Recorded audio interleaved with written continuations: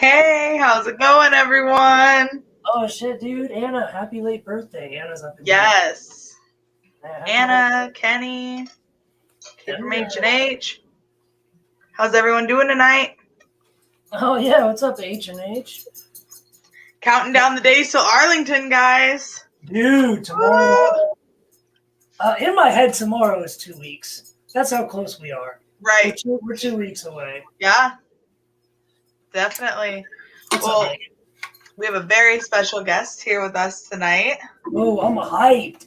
I am hyped to like there's no one in the snake industry from Pittsburgh except for like Garrett, myself, and this person. So I'm pretty pumped about that. Yes, yeah. So we have Kori from Kori Martin Reptiles with us tonight, and she has an amazing ball python collection, but she also has a variety of other reptiles as well. Carpets, hog noses, blackheads. Yes, very excited to talk about that. I think that's the newest addition to the collection. Yeah. So we've got lots of fun topics to talk about tonight. And without further ado, we'll go ahead and bring her in. Yeah. Hey. What's up? Hey, so I'm excited to be here. Thanks for having me. We're excited to have you on. Hello, Kori. Yeah, you guys can leave your phone number at her booth when she vends. Yeah. We should do that now. Kori, I'm going to bring you a numbers box. When people's like, what's that? It's like, so you can drop your number in the box. That way she can put it in her phone and then just block it immediately. Yeah. Yeah. Creeps. Oh, man. From Hudson is here. So I sent her a snake yesterday, and it got delayed in Memphis. So we're hoping that it comes in tomorrow. But shipping has been a pain recently. Have any of you guys been caught in any of it? I'm lucky I haven't. So, yeah, I haven't either, but I've also just been refusing to ship people their animals. Yeah. I'm just like, no. I feel really bad. I actually have a really nice guy that won the KRG Lesser Yellow Belly male that I donated for the Texas Relief thing that they did. And he won it on the Morph Market auction, and he's 2.5 hours from his nearest hub. Oh, and wow. he wants it delivered directly to his house. And he's like, I get snakes delivered to my house all the time. And I'm like, yeah, but. Yeah. Yeah. And so he's been very easy to work with, very awesome guy. He's like, he asked me, he's like, well, can you ship it this week? The temps look good. Well, I went in and looked at temps, and I had like highs of 80s and lows of like low 50s, right? So I'm like, well, I'm kind of straddling that fun temperature where like I can't put a heat, or I shouldn't put a heat back in, but I also like if this thing gets stuck for more than one night, like the temperatures are getting down to the 40s and 50s, you know? Yeah, so turns out that he's going to Arlington. I'm like, sweet, I'm going to Arlington too. I'm like, easy money. I will bring you your steaks. That's perfect. So that's how it worked out. But yeah, I'm usually not so skeptical to ship, but yeah, with everything that's been going on, and every time you open one of the websites, they're like, don't ship, and this is going on, and this is going on, and ship at your own, risk kind of thing. And it just, makes me a little nervous to be shipping animals right now. But I think this is unfortunately going to be kind of a normal thing for a while. So yeah, it'll be interesting to see what, in my opinion, like what new products start coming out to kind of help with temperature control with shipping, and what new kind of like what new standards of how to package and that kind of stuff are going to be happening. I think shipping door to door is not going to be an option for quite a while. I think hub to hub is going to become almost a requirement if you want live arrival guarantee, just because of how many delays have been going on. That should be. I've always preferred it anyway. I feel like there's less opportunity for the animal to be stressed, like less time on the truck. Like I don't want the animal bouncing around on a truck all day. Like that sounds awful. So we mainly do hub to hub. I use Ship Your Reptiles, which is always pretty much offered a live arrival guarantee. even shipping to the door as long as someone's there to pick it up. You have to let them know within like an hour of the delivery time and all that kind of stuff. But they just haven't had their live arrival guarantee even active for quite a while. And so, of course, I think as breeders, we have kind of our own guarantee, right? That like if we're shipping an animal to you, it's going to get there alive. Although I have shipped a couple animals this year where I personally didn't really want to ship. I was kind of on the fence about it. If I truly believe that there's no reason to ship, that I won't do it. But if I'm on the fence, I've told a couple of people, like, look, I'll do it because I think it will be okay, but you're going to be taking the risk at this point. Because personally, if it was me, I would wait. Yeah. I would wait. Because you're going to get it. It's like if you're buying from a reputable breeder, it's not like, dude, I'm just going to hold your nuts. Well, and I think that with that too, it's a breeder's responsibility to update the person. Yeah. And that kind of stuff too. Like I try not to wait for them to reach out and be like, can I have updated pictures or can I get an updated weight? Like if I'm keeping a snake from someone and it sheds, most of the time I try to take a picture, send an updated weight just to let them know like, hey, look, it's still doing well. I'm not like hiding anything from you. And that's why I don't want to ship it out. So I'll show you pictures of their animal eating or, that kind of thing. Just of course. Yep. I've sent videos because people want videos and all kinds of stuff. So yeah. Nice. All right. So let's get in a little bit more to the interview here. Kori, just tell us a little bit about yourself, what you do for a living. Is this your full-time job? Is it a side job? How does, what's daily life? Yeah. So this is not my full-time job. I'm a lawyer and that's my main gig. Yeah. So but it's nice. I only work 20 hours a week. So, nice. I have a reliable salary, but I only do 20 hours a week, which then frees me to have more time to do this other stuff. I also have 4 kids, 2 of whom have special needs and are homeschooled. So that's a whole other thing. So yeah, I'm busy most of the time, but it's usually a good busy. Not always. But right. Yeah. 4 of them. What do you got? Like a 2.2? What's your ratio? I do have a 2.2. My older 2 are boys and my younger 2 are girls. So wow. Yeah. Dang, perfect. That's what I'm talking about. It worked out okay. I had to keep going to get my girls. But yes. It's the opposite, everyone. I was gonna say I was the opposite. Like I've got my little girl and I was really hoping for a boy. but I'm stopping at 1. There are no more. I always say I was normies.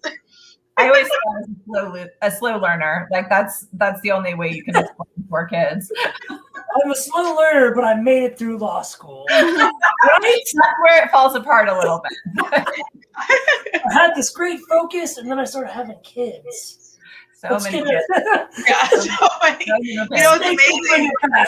I do feel like that. It's amazing how that works. Like, you can be so focused and like so driven on one thing, but then you bring a child into the picture and it's like, I can't even read this article without having to like go through it 6 times because my brain is going in a million different directions. Right. Oh, that's sweet. Thank you. I have 2 stepdaughters, and let me tell you, when they give you the class that say like, don't shake your baby, that class should be taken seriously, guys. Because sometimes, oh, you just want to pop them open and see if there really is sugar, spice, and everything nice.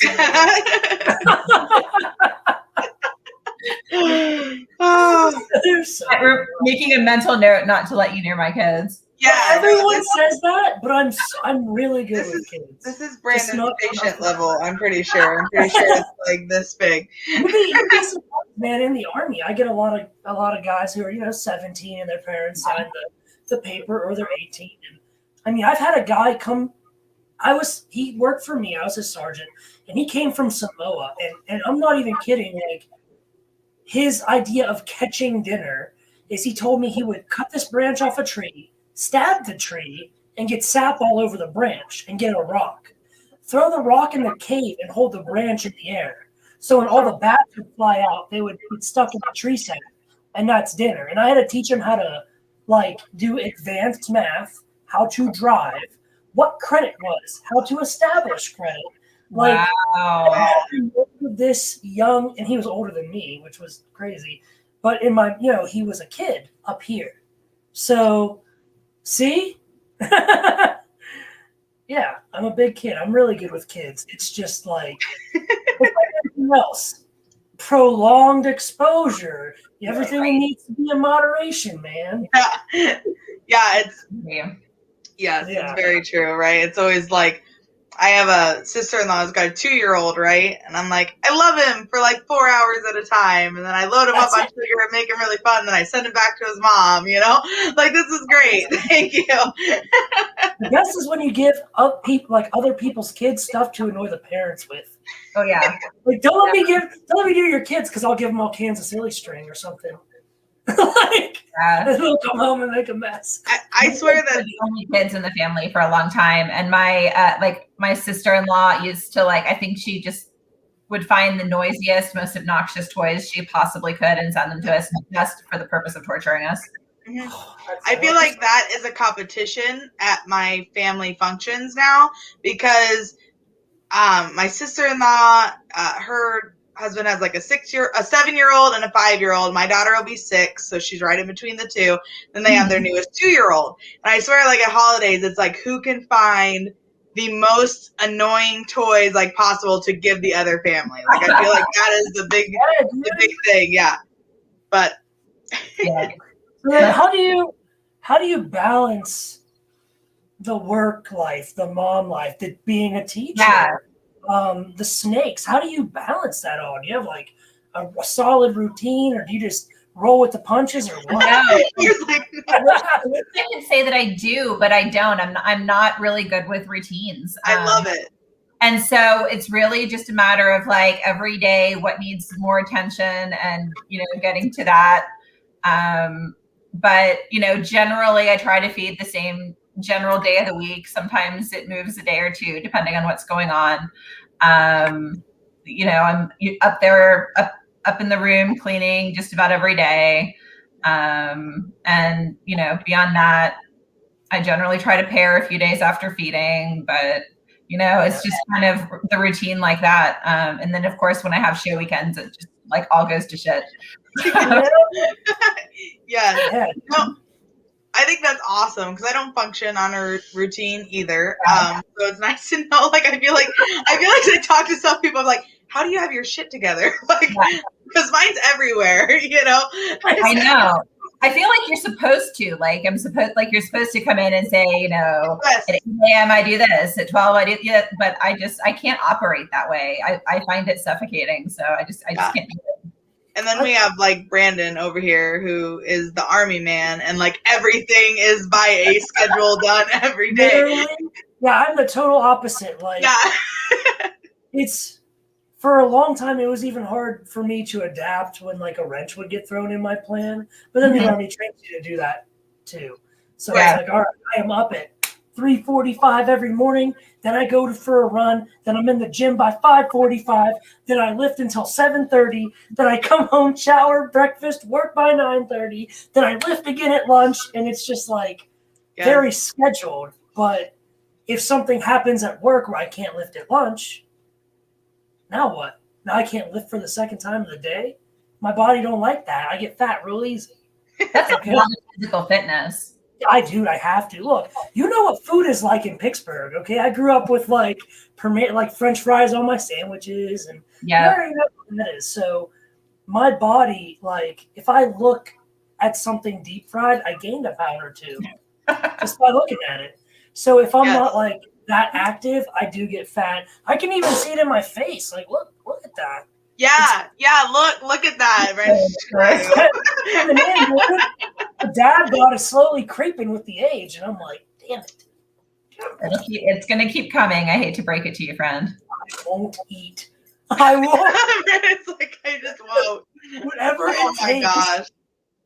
No. Kori's over here like, it'll keep coming, and she's like this beautiful little petite, like, I know, what the fuck? you so are.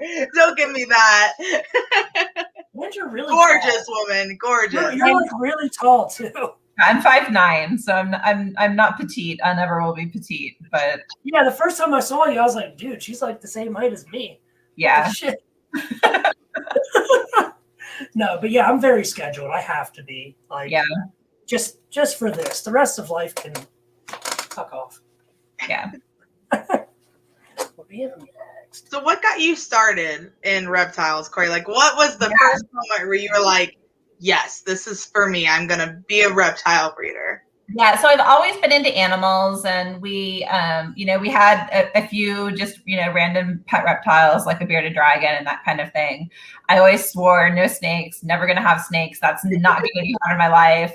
My son was going through a really difficult time.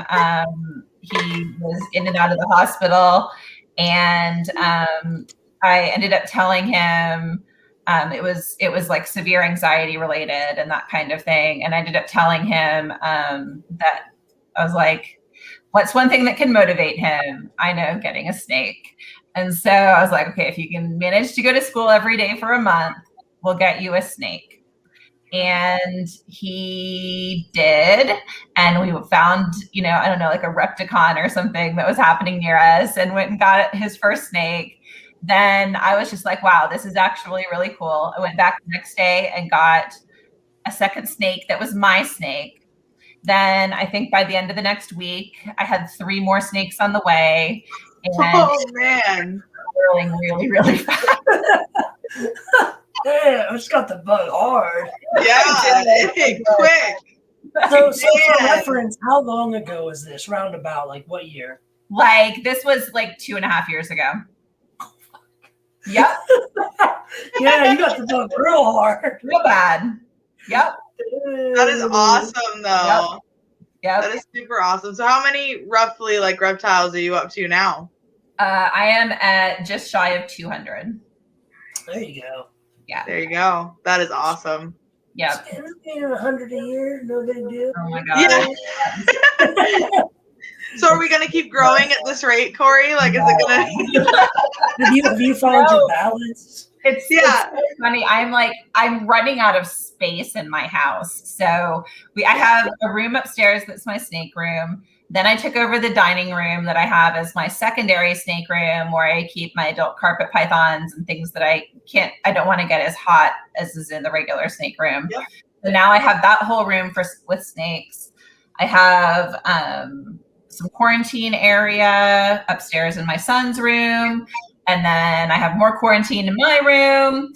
And we're like running out of space to clear. Like I'm rapidly taking over all the wall space in the house. It's getting a little bit ridiculous. Yeah. Nah, it's not. My house looks the same way. I have officially taken over soon to be my whole basement. Like all except like my little laundry room area, which is like teeny tiny. I'm moving the rest of the animals like out of the house. We're finishing our second garage to move like my chinchillas and my rabbits and my sugar gliders and my small animals out there in order to make more room for like quarantine animals and stuff upstairs, which I already have. My dining room is the same way. Like my dining room is taken over by quarantine, and like my living room has a secondary quarantine rack in it. So like if I have stuff already in quarantine and I bring something new in, like so I can rotate them through. Yeah, I get it. I totally get it. Yeah, now the garage is with rodents now. We don't have basements. I wish we had basements. That would help so much. Dude, basements are life. Yeah. Right. Yeah. Yes. Basements are the best. That's a room the size of your house. Yeah. Like, how can you can put up just one wall in a basement, breed rats there, and then your whole snake collection could go outside. It would be amazing. Basements are amazing. Yeah. Definitely. No, I'm probably hitting. I have a good amount of rack space open right now for grow ups, but I'm probably, beyond just normal stuff that I hatch out, I'm probably not going to be increasing my numbers a whole lot otherwise. Right. For the short term. But things here and there as you need them, but not like I've done most of my big growth at this point. Yes. So yeah, you just gotta sort of peek out from here. Yeah, you know, I think we're down. Yeah, exactly. Yeah. I think we're down to buying, you know, like maybe 5 snakes or less a year. Yeah, you know, and it's mainly just like project pushing like little key components that I'm like, okay, I have this, but I really need this to go with it. Or maybe I didn't hit something that I had planned to pair for and I didn't hit it. And so I sold that clutch or most of it and then bought the animal that I was looking to hit or whatever. Yeah. That's it. That's where I'm at. I'm like, I need this project. Did I hit it? If so, that's all I'm keeping. Yep. If not, I sell full clutch, use that profit to buy what I need. And that's where I'm at. I'm not like, because I'm like you, dude. There's not one room in my house. I wanted to say my bedroom, but that's my quarantine space. Yeah. Like, my whole room, skinks, guinea pigs, hedgehogs, snakes, African soft furs, all that shit. Just, it's, I would say the bedrooms are the only rooms in my house that don't have animals in them right now. Well, my daughter has a fish tank, but, and the only reason that is because we live in a tiny house. So our bedrooms are like 10 by 11. So by the time you put like a king size bed and a couple dressers, because we don't have a master bedroom closet and all that fun stuff, like there's just no room. Yeah. You know, it's not for the lack of wanting. It's just there is no more room. Real quick, what do you think you have the most of species-wise? Species-wise, it's definitely ball pythons. Okay, that's what I figured.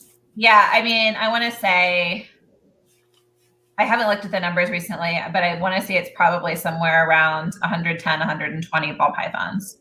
Okay, then probably carpets is like your second? Carpets is second. I have around 40 carpets.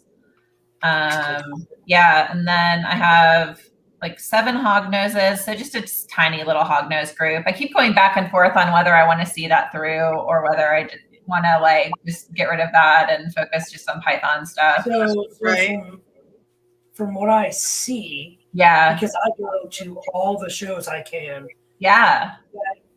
From a business standpoint, that's probably something you're really going to want to push. Yeah, I think that's right. I know they sell like crazy at shows. And I got a guy here. Do you remember the old Morph Market picture? It was like a champagne on the banner. It was like a champagne ball python, and it was on like a black background. You know what I'm talking about? Yes, I do. Okay, so the guy whose snake that is and who took that photo lives like 5 minutes from me. And he breeds a plethora of different stuff. But I went with him to a show recently. Within the first 30 minutes of his show, and half of his table was hognose, they were all gone. Wow. 30 minutes, all of them gone. And it's not like he had low-end stuff. He had like Yetis, which is like the super Arctic exanthic condos or whatever. And, you know, it's like a $3,500 snake. So that's wild. I'm telling you from a... I would be setting you up for failure if I told you. I know. There's a new genus and mutation coming out all the time with the hognose. That's an iceberg that's really at its tip. Yeah, no, it is. I have 6 girls and 1 male. I really need to get another male at some point, but I don't want to. It's just not what I care the most about spending money on right now, and so I just haven't done it. But I'll get there, or I won't. It's fine. But you will, man. You will. I mean, with what you have, you could honestly probably find someone who has a diversity, like a diverse collection like you, and trade a ball python or a carpet or something for. That's true. I know people who do that with geckos, like lily white cresties for snakes. I see it all the time. Yeah, no, that's a good point. So I may do that. That's not a bad idea. Or just wait an extra year or 2 on some of the females and produce another male, keep that back, and then just end up having your own male. Yeah, there's different options. But I also understand things already being time consuming and like your focus being so much on balls and carpets, to have like one more thing to focus on. Like I also understand. Yeah, I also understand that, you know, and especially and they've talked about, you know, we've heard people talk about this just in ball pythons in general, about different projects that you're working. You can't get too big in one project or the other. Otherwise it distracts you from like the other projects that you're working in. I feel like it's the same way with multiple different species. Absolutely. Especially if it's just you know, so it's like, now you're having to spend time and energy focusing on your hognose projects. Well, that's just taking away from like the time and energy that you have to focus on your carpets or your ball pythons or so I also understand it from like that point of view too. But then you have to look at this, if you're wanting to turn it into a business, right? You have to look at it from a business standpoint, which might not be the way that you're going. Like, of course, we all want to make a little bit of money, probably at least break even on what we're spending. But I mean, obviously you went to law school to be a lawyer. It wasn't just like, oh yeah, I got a job out of a general degree in college and I've been working it for 20 years, you know, or 5 years or 10 years. So yeah, and so that's one of my limiters right now too, is, you know, I really like doing my legal stuff and the snake stuff. And so I don't want the snake stuff to get so big that it's hard to do both. But that's the other thing I'm constantly kind of trying to fight against and balance on too, because it would be so easy for the snake thing to just consume everything. Yes. Especially since you're only working, like you said, like about 20 hours a week. It's not like you're spending 40 to 50 hours at like a full-time job and then having a little bit of time left over for the snakes. And then, I mean, I was homeschooled. I know how difficult that is from a mother, teacher, multiple roles person in general, you know, and then to add, I was an only child, to add 4 kids instead of just 1. And I mean, that is a lot of time. And it is. It's a lot. And honestly, I like being busy. Like, I get bored very easily. And so it's really like, it's nice having a lot of things to do. But yeah, it's also like, I'm always kind of flirting with that edge of burnout. So I just like want to keep it not across. Like, are we gonna touch it today? Are we gonna? I don't know, but we might. We might not. Oh, I've been there, man. And then there's the days where you're like, and mom's gonna go take a nap, and no one's gonna bother her, or I'm gonna go read a book, or I'm gonna go take a shower for once without someone barging in. Yes. Or banging on the door. Are you done? Are you done? Hey, mom. Hey, I need to ask you a question. Yeah. It's like 15 minutes. That's all I asked for was 15 minutes. Going back to the thing about sometimes you just kind of need to look at it on making decisions on, you know, for business. It's one of the things I look at with ball pythons too, because I vend a lot and I enjoy vending, but part of it is sometimes you need to have an array of prices. You can't just entirely have high-end snakes if you're vending shows, because most of the shows I'm vending, you know, the snakes that are really going are not those high-end animals. And so even though that's not the thing that, you know, drives me to do it, sometimes it's good to have snakes that pay the bills too. Oh, absolutely. Yes, definitely. The 3 tiers. You know, we've the pet tier. And fuck this is. What is it? It's like what, 0 to like 600, 650 to like 950, and then 1,000 or above. Like, I'm selling to breeders. I'm selling to breeders or serious keepers. I'm selling to keepers and pet people. Yep. That's what it is. Yeah, for sure. We got to the point, and we live, you know, Illinois, Northern Illinois, Midwest. So we go to the Chicago area. Well, the Chicago area is very diverse. It's where a lot of our shows are. And you have a lot of like lower income and higher income. Like, you can vend a show and then drive the next weekend to a show that's 20 minutes north. And the show the weekend before, you won't sell a snake for over $100. And the next show, you won't sell a snake for under $600. And you're literally only like 10 to 15 miles in a different location, you know? So it's kind of interesting how that works. We've kind of gotten to the point now where we're really planning on just vending mainly the NARBC shows. We have a few other bigger shows that we go to. But we've been doing this will be our 7th season. We've been in this for a while now to where we have a pretty good client base kind of built up. And so a lot of my low end pet stuff is gone before I even get a chance to like put it on the show table. And that's so awesome. We've kind of decided just to do the NARBC shows where we can take some of our higher end stuff. It might sell, it might not. A lot of people will tell you that your sales come after the shows, which is very true. You get a lot of people that come to look, and then, you know, they take pictures, they take your card, they'll call you or email you or message you, look you up on social media, whatever, to inquire about an animal. I think that mainly comes from people flying in.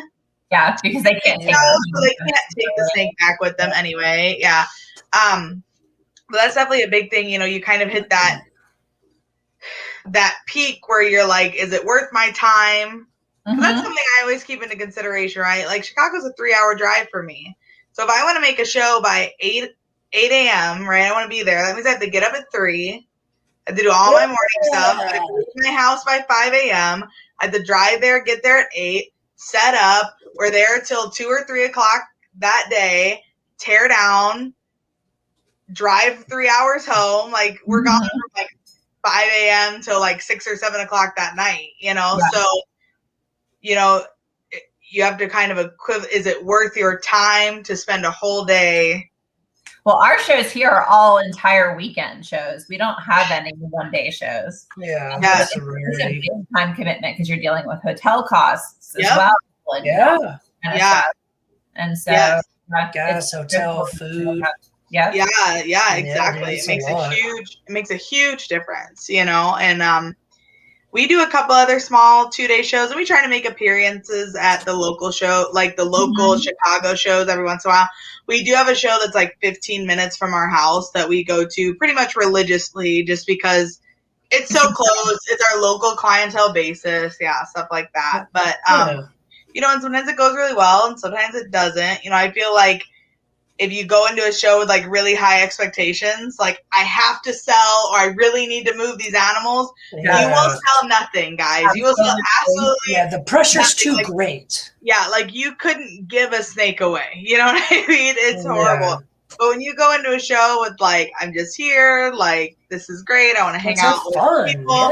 Yeah, you'd be amazed. Like we've had shows where we kind of go in it with that attitude. It's something I think you learn from vending over a period of time. But the first show that we went to and we're just like, you know, we're just here to kind of hang out. Not really a big deal. I think we sold like 17 snakes. That's amazing. And I mean, a few of them were on the low end, but there was some like middle to high end stuff in there too, you know?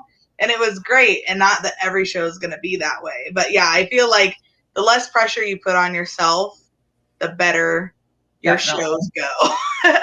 Yeah, dude. I'm usually shooting to cover expenses. Then anything on top of that is gravy. That's exactly. Yeah. And so, speaking of shows, Kori, the first time I met you was at Arlington, and I'd seen your name a couple times around, and I had just got into Huffman, and I saw you, like, that's where I saw your name, actually. I think you posted some really badass Huffman stuff.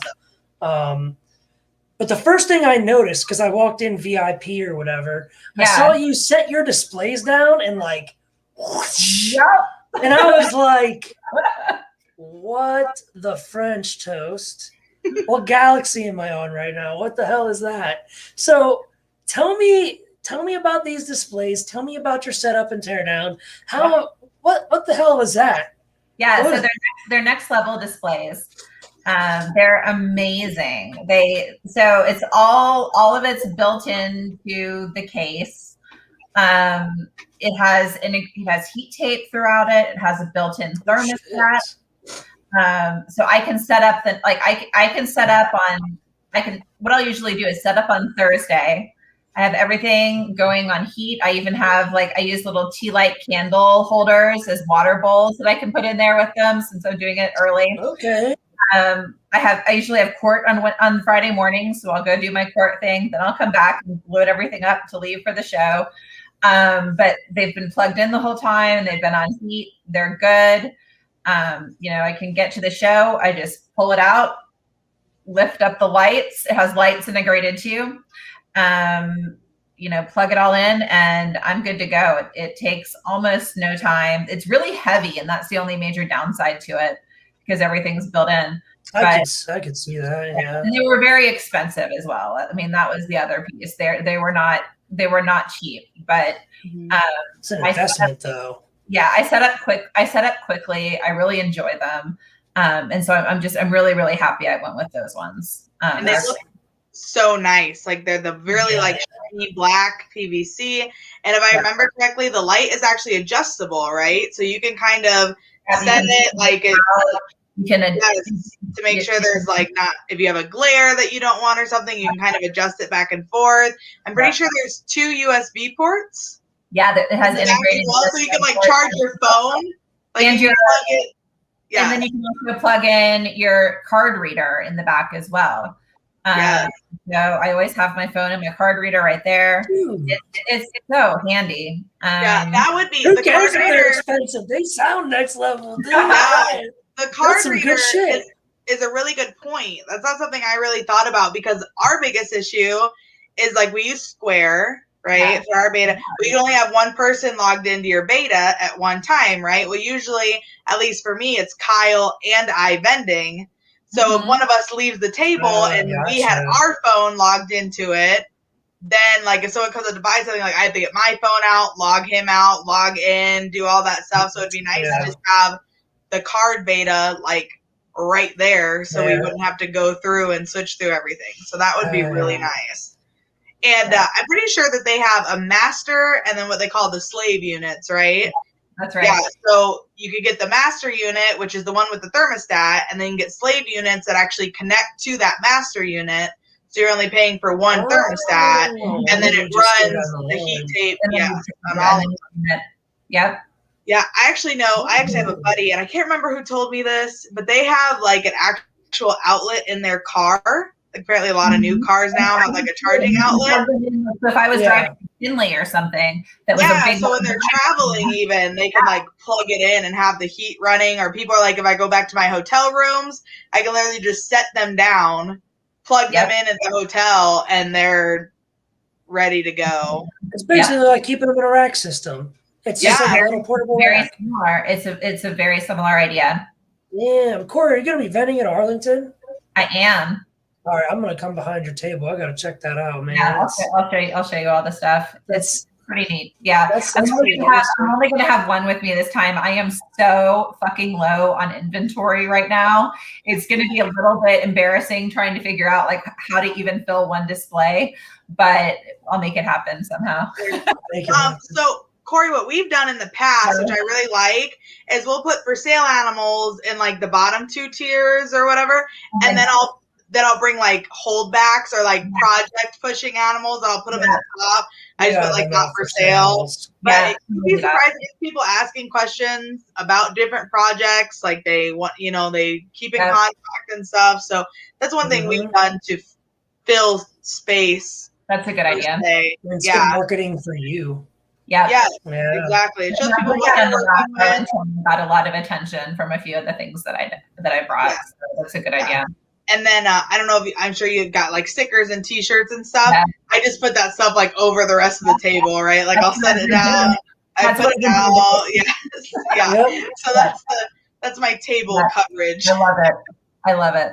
Yeah, that's exactly what I've been doing. I had shirts made for the sole purpose of just taking up real estate on my tables. Well, that's good because I need a shirt. So I will be by at Arlington. I will also need a shirt. So I can hook you guys up. Yeah. Good shit. Yeah. So then then I assume since you are out of inventory, your collection's very, like mine and Liz, it's very niche, very project oriented, So what is your favorite project right now across all species? What's your favorite projects for each? Yeah. Okay. So that's a fun question. So for ball pythons, the one, so it's hard to pick just one, so I'm not going to. In balls, yeah, it is hard. So I would probably say Black Axanthic is one of my more favorite ones because it's just one that's kind of off the beaten path, and not a lot has been done with it, and so there's just a lot of potential left in terms of what you can do with it. So I really enjoy that one. The double recessive I'm probably the most into right now is Hypo Clown. I've got a whole lot of that stuff going on in a lot of weird, crazy different directions. And so I'm really excited about what that one's going to do in the coming years.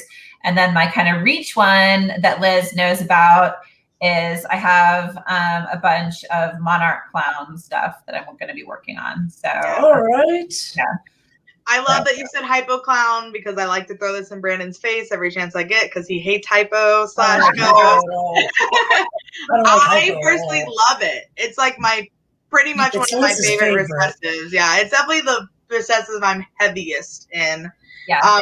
Desert Ghost and Monarch are quickly taking over that spot. But for a long time, hypo was my main focus. I mean, it is what I wanted to do, what I wanted to work with. So I love finding other people that like hypo. Although I used to get trash about it all the time because I liked hypo.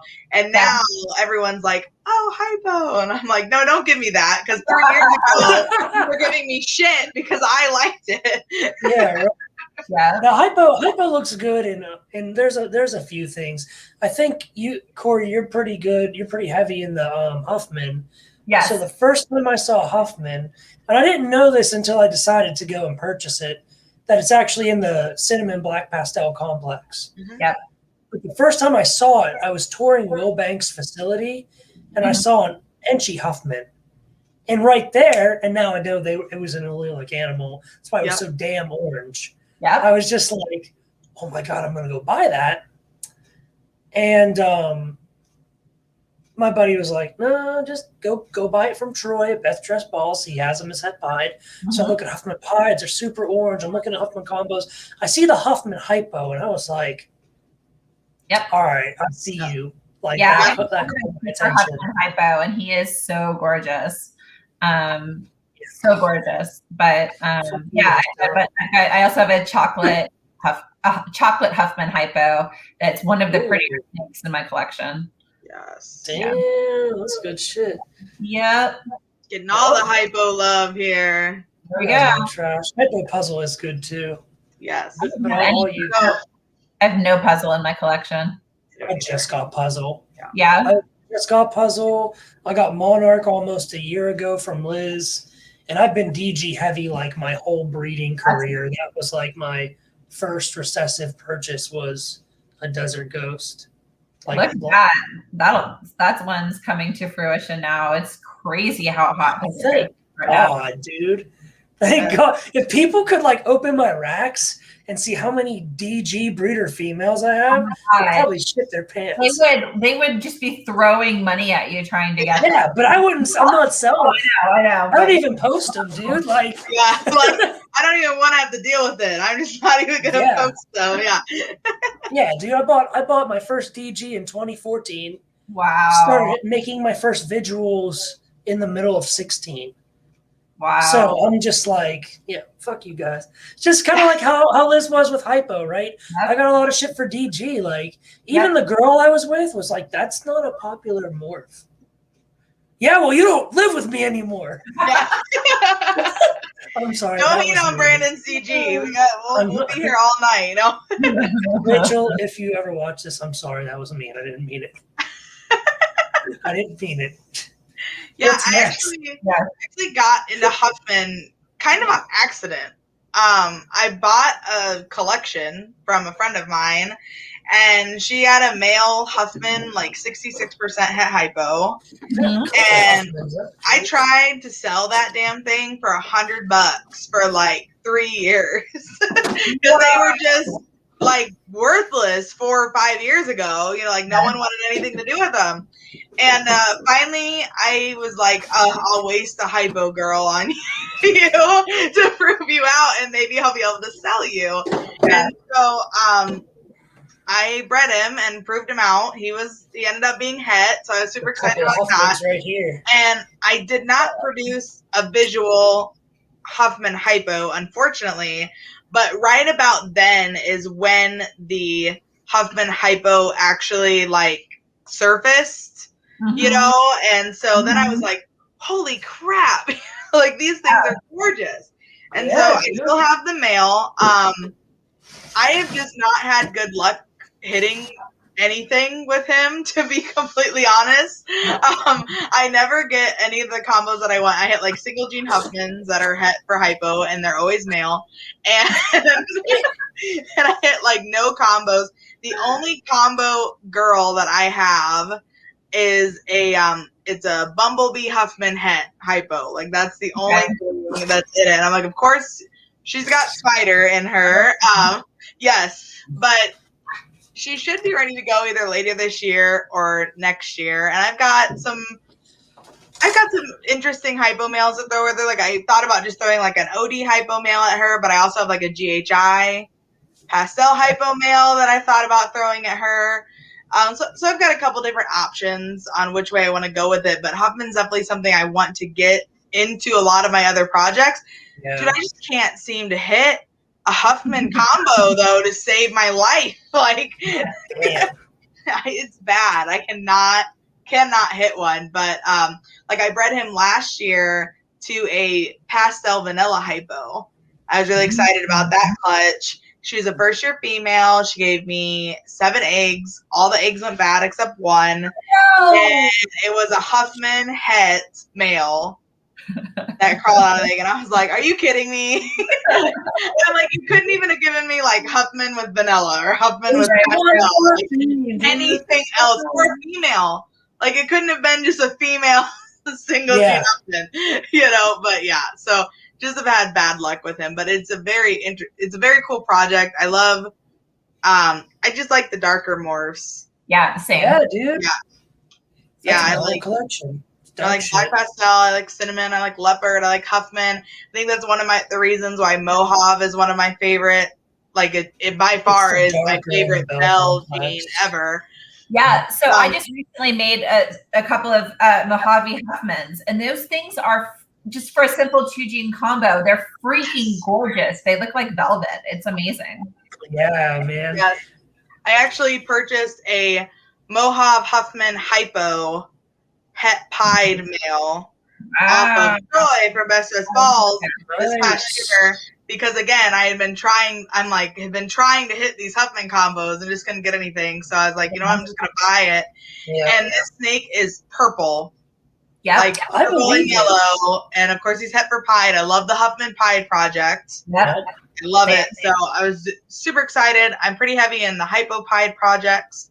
So hopefully next season, if the odd gods are with me, I'll be hitting double visuals with Huffman and Mojave and some other things in there as well. So yeah, I think Huffman takes to color well. Yeah, it's one of those genes like puzzle. People look at puzzle and see a pattern mutation. Yes, okay, obviously. But if you look what Ozzy does with puzzle, right? Puzzle and cryptic both, like, I think puzzle a little more than cryptic, take color. They enhance very easily. I think of the black pastel cinnamon complex genes, Huffman probably absorbs that color better than all of them. So to my Huffman female that I just showed, that Monarch is going right to her. And she's had pied too. So I have sets, but whatever. That's my first step there. I feel like Huffman isn't nearly as overpowering as black pastel and cinnamon. Like it allows you to manipulate it fairly easily. And it's still definitely recognizable. It's not like Yellow Belly or Fire, like these enhancer genes where it's just very subtle. But it leaves you a lot of room for manipulation, which is really what we're looking for and what makes some of these genes like so valuable and desirable is to be able to take it and keep a certain look, but also be able to mold it into what you want it to look like instead of having, an animal that you could like, champagne syndrome, right? Where you know that the animal has champagne. Yeah, I feel like even GHI, as much as I love it, it's an amazing gene. I think there's lots of things to be done with it. You have to do certain things to make it look the way that you want to. Yeah. Well, what are you doing with Huffman, Kori? Where's your Huffman project going? Yeah, so I'm definitely I'm hopefully putting it into clown this year. Yes, girl, yes. So I have a lesser Huffman het clown that I'll be breeding to a visual that is breeding. She's locked a few times to the visual clown combo. So I'm doing that. I also have from Troy, I have a Huffman hypo het pied that I will be breeding next year. So it'll be going into hypo pied. And then a longer term project, we'll be putting it into hypo clown, a lot with hypo, and just kind of going those ways right now. That's good. Very cool. Yes. Yeah. You need to get it into your monarch clowns when you. I was gonna say, visual, the monarch stuff. I think dark genes are gonna be very key to monarch. You know, Huffman. Black Pastel, cinnamon, and then I think like red stripe, cypress, OD. Yeah. Oh yeah, cypress. I have a cypress het monarch male that will be ready to breed next year. I'm super excited about, and then I'll also have my Firefly Calico het girl. Yes, that will be ready to go. So I'm thinking that's probably the direction that I'll take. I will probably end up doing that pairing. I don't really see why else I wouldn't, unless I do have a Firefly Calico het male to a het female this year. She actually just had her post-ovulation shed, so fingers crossed. Eggs aren't on the ground yet, but fingers crossed. Yep. So unless I just like completely miss something from that clutch, then maybe I would end up throwing a visual to her just to kind of give myself a little bit of a better chance. But I think for the most part, I'll probably end up throwing that cypress male at her. Yeah, that's going to be very excited. Very excited to see how that unfolds. I think there's so many different directions for Monarch still to go. All of them. Yeah. So new. Literally all of them. Yes. Yeah. So I'm putting we'll have the chance, dude. Hopefully, fingers crossed, I'll have the chance at Monarch Pieds this year. Yes. Next year will be Monarch Hypos. Wow. And the year after? We're excited about that. And the year after will be? Desert Ghost Monarch. That's right. Wow. Yes. So Brandon was nice enough to lend me his DG Lemon Blast female for my Pastel Monarch male. So yeah, definitely working it in the double het direction, as I think everything in the industry is kind of moving towards double, triple, quad, penta, het. Yeah, I was thinking like if we start getting into like 6 recessives and 1 snake, like I'm just gonna tap out. I'm done. Like Kori's like, if someone hits their sixth visual recessive before I hit my 3rd, I'm just done. Like, but it's just great. I don't even think I want to go that far. I think even quad for me personally might be pushing it. You know, I think things like DG clown pieds will be cool, and then you put codoms on top of that. Yeah. Like anything more is. I've seen like the DG hypo clown. Yeah. That's fucking sick. Oh, it's awesome. Yeah. It's really nice. So I've seen the DG hypo clown. I could totally see that with pied. Like 100% gorgeous. Right. So there's a quad that I'm like, all right. Yeah. I kind of feel the same way about Monarch, like a Monarch DG clown pied. Yeah. Like, I think that would be pretty sweet. Like triples with clown pied are easy. Like that's a lot of it got me there. Yeah, triple with clown pied are easy. And that's the thing though. I think clown and pied are going to be the key to these quad visual recessives, because they're the ones that I guess most popular and the most drastic difference. in my opinion. Like, Clown is affects the versatile pattern and so Pied's hard. Pied. Then you have Pied, which is, like you said, Pied's just Pied. And then it's just how many different color recessive mutations can you throw on top before you start kind of distorting what you're looking at. But I also think Xanthic might be kind of a neat one to throw in there too, like a DG Xanthic hypo maybe, or again, we go back to Clown Pied. That's my big thing. Like, you're always going to have the 4, and Clown Pied are going to be 2. So it's what other 2 are you going to add on top of Desert Ghost Puzzle, Xanthic Clown, Cryptic. There's a quad without Clown Pied. There you go, yeah. I would get with. But even that was pretty hard to come up with. Yes, yeah. That's tough, dude. I think I might stick with 3, man. I could go with 3, you know, be happy. Or, I mean, you can do what Justin does, which is make like quad hats. 2 quads. And then you increase your chances of hitting 3. And approach it that way. Well, that was that was the quad het clutch, because he had the Hypo Clown Desert Ghost that I've seen is Justin. So that was Leopard Quad Het, Clown DG Hypo Pied to Leopard Quad Het, right? And so I was fortunate enough that when I was visiting his facility last year, that clutch had just shed out. Like, he was putting the clutch away while we were there. So he was talking to me a lot about how that works as far as your odds, right? So in that clutch, I want to say it was 6 eggs, I'm pretty sure. 1 was the DG Hypo Clown. There was 3 leopard clowns, a leopard clown pied, I believe, and then just a pied. Yeah, so hit nothing that wasn't recessive. Exactly. And a clutch of a code onto a quad het and a code onto quad het. Everything came out recessive. He ended up with 2 clown pieds, because I remember calculating it was like 3 clowns, 2 clown pieds, and then the triple recessive. And almost everything had leopard in it. And I remember we were sitting there talking about it, and there was 2 leopard clowns that looked extremely different. They were like dark and super reduced.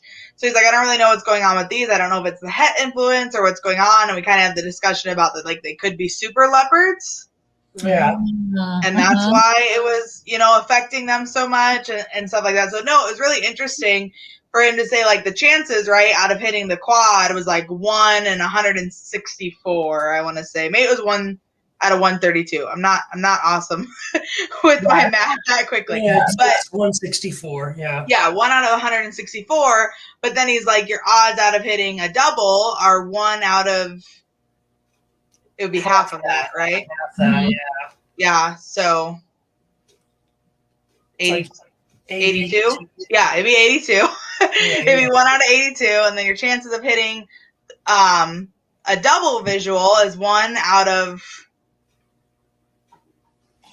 whatever the next step down is. But anyway, then I'm not good with mental math, especially when it comes to genetics. But he's like, your chances of hitting an actual visual is like 1 in 8. Yeah. That's cool. That's amazing. Yeah. So he's like, you're hitting, you're pairing a quad to quad, but your chances of getting visuals go up that much higher. So it's very interesting. The way that those genetics work. On the multi visual subject, Kori, you said you were into Monarch Clown. Is that your only Monarch stuff? No. So I don't have any visuals in Monarch. So I have 1.2 various combos of double het Monarch Clown. And then I have another pair of het Monarchs. So I don't have a visual. I'm just going like a normal 1.1 het Monarch, which I'm really excited about. Yes. This came right from Liz. Pastel Monarch. Nice. Yeah. So I've got another one, Kori. I can bring them to Arlington for you. No, I'm kidding. Yes, that's gorgeous. That head is Definitely an awesome project. Yeah. So yeah, I'm excited about that one. There's so much potential. Yeah, I remember when you got that mahogany het monarch. I was like, "Damn you, Kori!" Damn it. I would have known. I was like, if I would have known that was even out there, like, yeah, it wasn't ever posted. I just I know I lucked out. I was in the right I know. And not only that, I didn't hear this from Kori, guys. And me and Kori are pretty tight, right? I didn't hear this from Kori. I didn't hear it secondhand. You heard it from David. Yeah. I remember everyone messaging Kori and being like, what the hell? Yeah, and for you guys know, Kori and I just met from some mutual group of friends, and we went and got hibachi one night. And it was like friends like that, man. It was great. Yeah, it was after Tinley. Yeah. Yes. Was it Tinley under? No, it was the Tinley before. Yeah, it was the one. It was the last one that actually happened. Yeah. Yes. Yeah. Definitely. Yeah. 2019 Tinley. I'm excited for the Schaumburg one. I already got my tickets for it and stuff. Yay, I'm excited. I'm glad you're coming. Yeah. I'll go if I'm out of the Army, if they let me go. It's the end of June, so I would hope so. I know. They just extended me to October. Why? Like today. So, when the snowstorm hit, Texas, right? Yes. So I'm getting medically retired. So Fort Sam Houston is where the medical stuff is, where all the medical stuff from, for the Army happens, right? That's where they send their combat medics to train. Good old John Feely was down there learning to be a medic. So when that happened, it just messed their systems up. So my stuff they're trying to get me out within the next 30 days, but they extended me to October just in case. Okay. So there's a chance. There's a chance, yeah. So are you still good to go to Arlington then and all that? Yeah, they're not telling me what to do. Okay. So I've been supposed to have been showing up for work the past week. I haven't been going to work. I wake up, I go to the gym, and then I do what I want. There you go. They weren't telling Sergeant Hernandez what to do before. They sure as hell ain't telling him what to do now. There we go. There's two things you can catch these days: COVID and these damn hands, right? Yeah. That's it. You want to come get it. Just so everyone knows, they have been screwing up Brandon's get out of the Army time for the whole year of 2020. It was so bad. It was supposed to be. Well, it was supposed to be a year ago. Yeah, it was supposed to be last May. COVID happened, and then they extended you till August. Yeah. And they extended you again till November. Yep. And then they extended it again till this April or May. Yeah, end of April, early May. And now So it's crazy. I don't know what you want from me. What do you want from me? Giving you 10 years, man. Let me go. So let's get back on topic before I cry. So Kori, we touched on it a little bit just a little while ago when you were mentioning one of your favorite projects is the Black Xanthic. So in your opinion, what makes Black Xanthic different from other lines of Xanthic? Other than the fact that they're not allelic. It's really, really, I'll say it can be really, really, really dark. Okay. So, to the point that the saddles almost blend in with the background color. I have one that is my breeder male that I'm using right now is he's exceptional. He turned darker at about 2 years old, and he's almost solid black. It's really, really cool. And then because of that, when you start adding in things like pastel, or it doesn't brown out the same way that a lot of other axanthic lines do.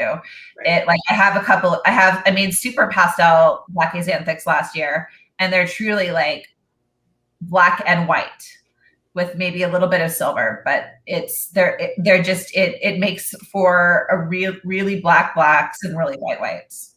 That's awesome. Yeah. Yeah.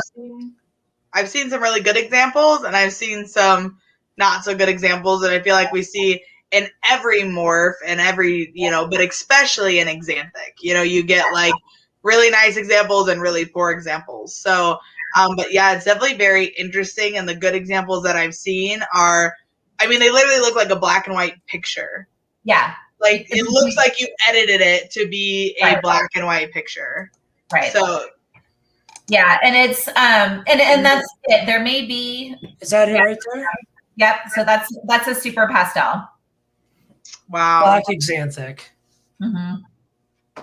Damn. Okay. Because I work axanthic, and I want to see black axanthic in person. Because I've seen two different kinds. I've seen one like this, mm-hmm. and then I've seen one that's like you said, like black. Yeah. Dark. So if you keep scrolling on my Instagram, it's probably there somewhere. My male, he's like black with a belly that looks almost not that one. That's a pastel. That's a pastel black axanthic. Like, you can still see me. You can still see me scrolling. Yeah, it's up on the screen. That's the super pastel one again. Yeah. This one. Yeah. No, that's a clown. Keep going. That's what I thought. Yeah, where's it at? This one. So I can't even tell. Keep scrolling, Brandon. So isn't that a monarch? Did you have a monarch at some point? No, so that isn't. That's actually an Ultramel Poshat DG. Oh shit. Oh, it's the darkest Ultramel I've ever seen. Yeah. Oh yeah. Now that I see it, yes. Yeah, no, that's that one. Oh wow. You might be scrolling. We'll find it. Never mind. Oh wait, there's a lychee. Yeah, there's a lychee. From lychee. I have a lychee. It's just a pet. I like lychees a lot. Yeah. I'll scroll way back up if need be. I don't know where it is in there. I'm sure I posted him somewhere at one point, but oh well, it's fine. But he's really, really dark. But I think that's more the exception than the rule even with black axanthic. Yes. Well, now you know what to post tomorrow, so everyone can. Okay. Yeah, tomorrow. Because I really want to see. Yeah, I'm really excited to see him. No, that's awesome. Yeah, I can definitely see a difference between the black axanthic and the other lines. So it's very interesting. It almost makes me wonder, like we debate all the time, and I know again it's a little bit different because it is a different line of axanthic, so it's not compatible. Mm-hmm. But we talk about like enhancer and DG, which are compatible. Right. They are the same. But they think the reason that enhancer is so much cleaner and brighter is because it hasn't been muddied up. Because not so many people are working with it, whereas DG has been around for a while, so it's been thrown in a bunch of different directions. And so it's kind of some examples have gotten muddied up. So it'll be interesting to see, like with black axanthic, the people that hold the quality and as it holds the quality, or are there going to be people who don't breed the best examples and it starts to muddy up, or is it just going to be exceptional where pretty much every animal is like, obviously you're going to have your highs and your lows, but pretty much they're going to be all like the MJ, the blackest blacks and the whitest whites. Yeah. So the carpet python breeder in me looks at it kind of through a different lens sometimes, because with bell pythons we're used to everything following really simple Mendelian genetics, but in a lot of other species, you've got more traits that are polygenic and lots of genes contributing to them, and so it's not possible that black axanthic could have other genes contributing to it. And some, offspring might get all of those genes and other offspring might only get some, or there could be things like that going on as well. We just don't know yet. Yes, for sure. Yeah, I didn't know you and Justin have it. Like, I'm sure there's others, but I think Anna Anna Kirby has a black axanthic as well, but I don't know many people who work with it. Yeah, there's definitely people out there, but it's not as popular. The downside to it, and that being one of my favorites, is that people usually pick one line of axanthic, and that's the one they stick to. Yeah. And 80% of the time in the U.S., it's going to be VPI. Yep. And so I mean that's the hard one is convincing people that it's worth looking at another line of axanthic, but it's something different. And as someone newer to the hobby, I wanted to come in doing not the same thing as everyone else. So that's why I went that direction. And a lot of time those decisions pay off 5 to 10 years down the road because every gene has its highs and lows, right? Like we were just talking about hypo.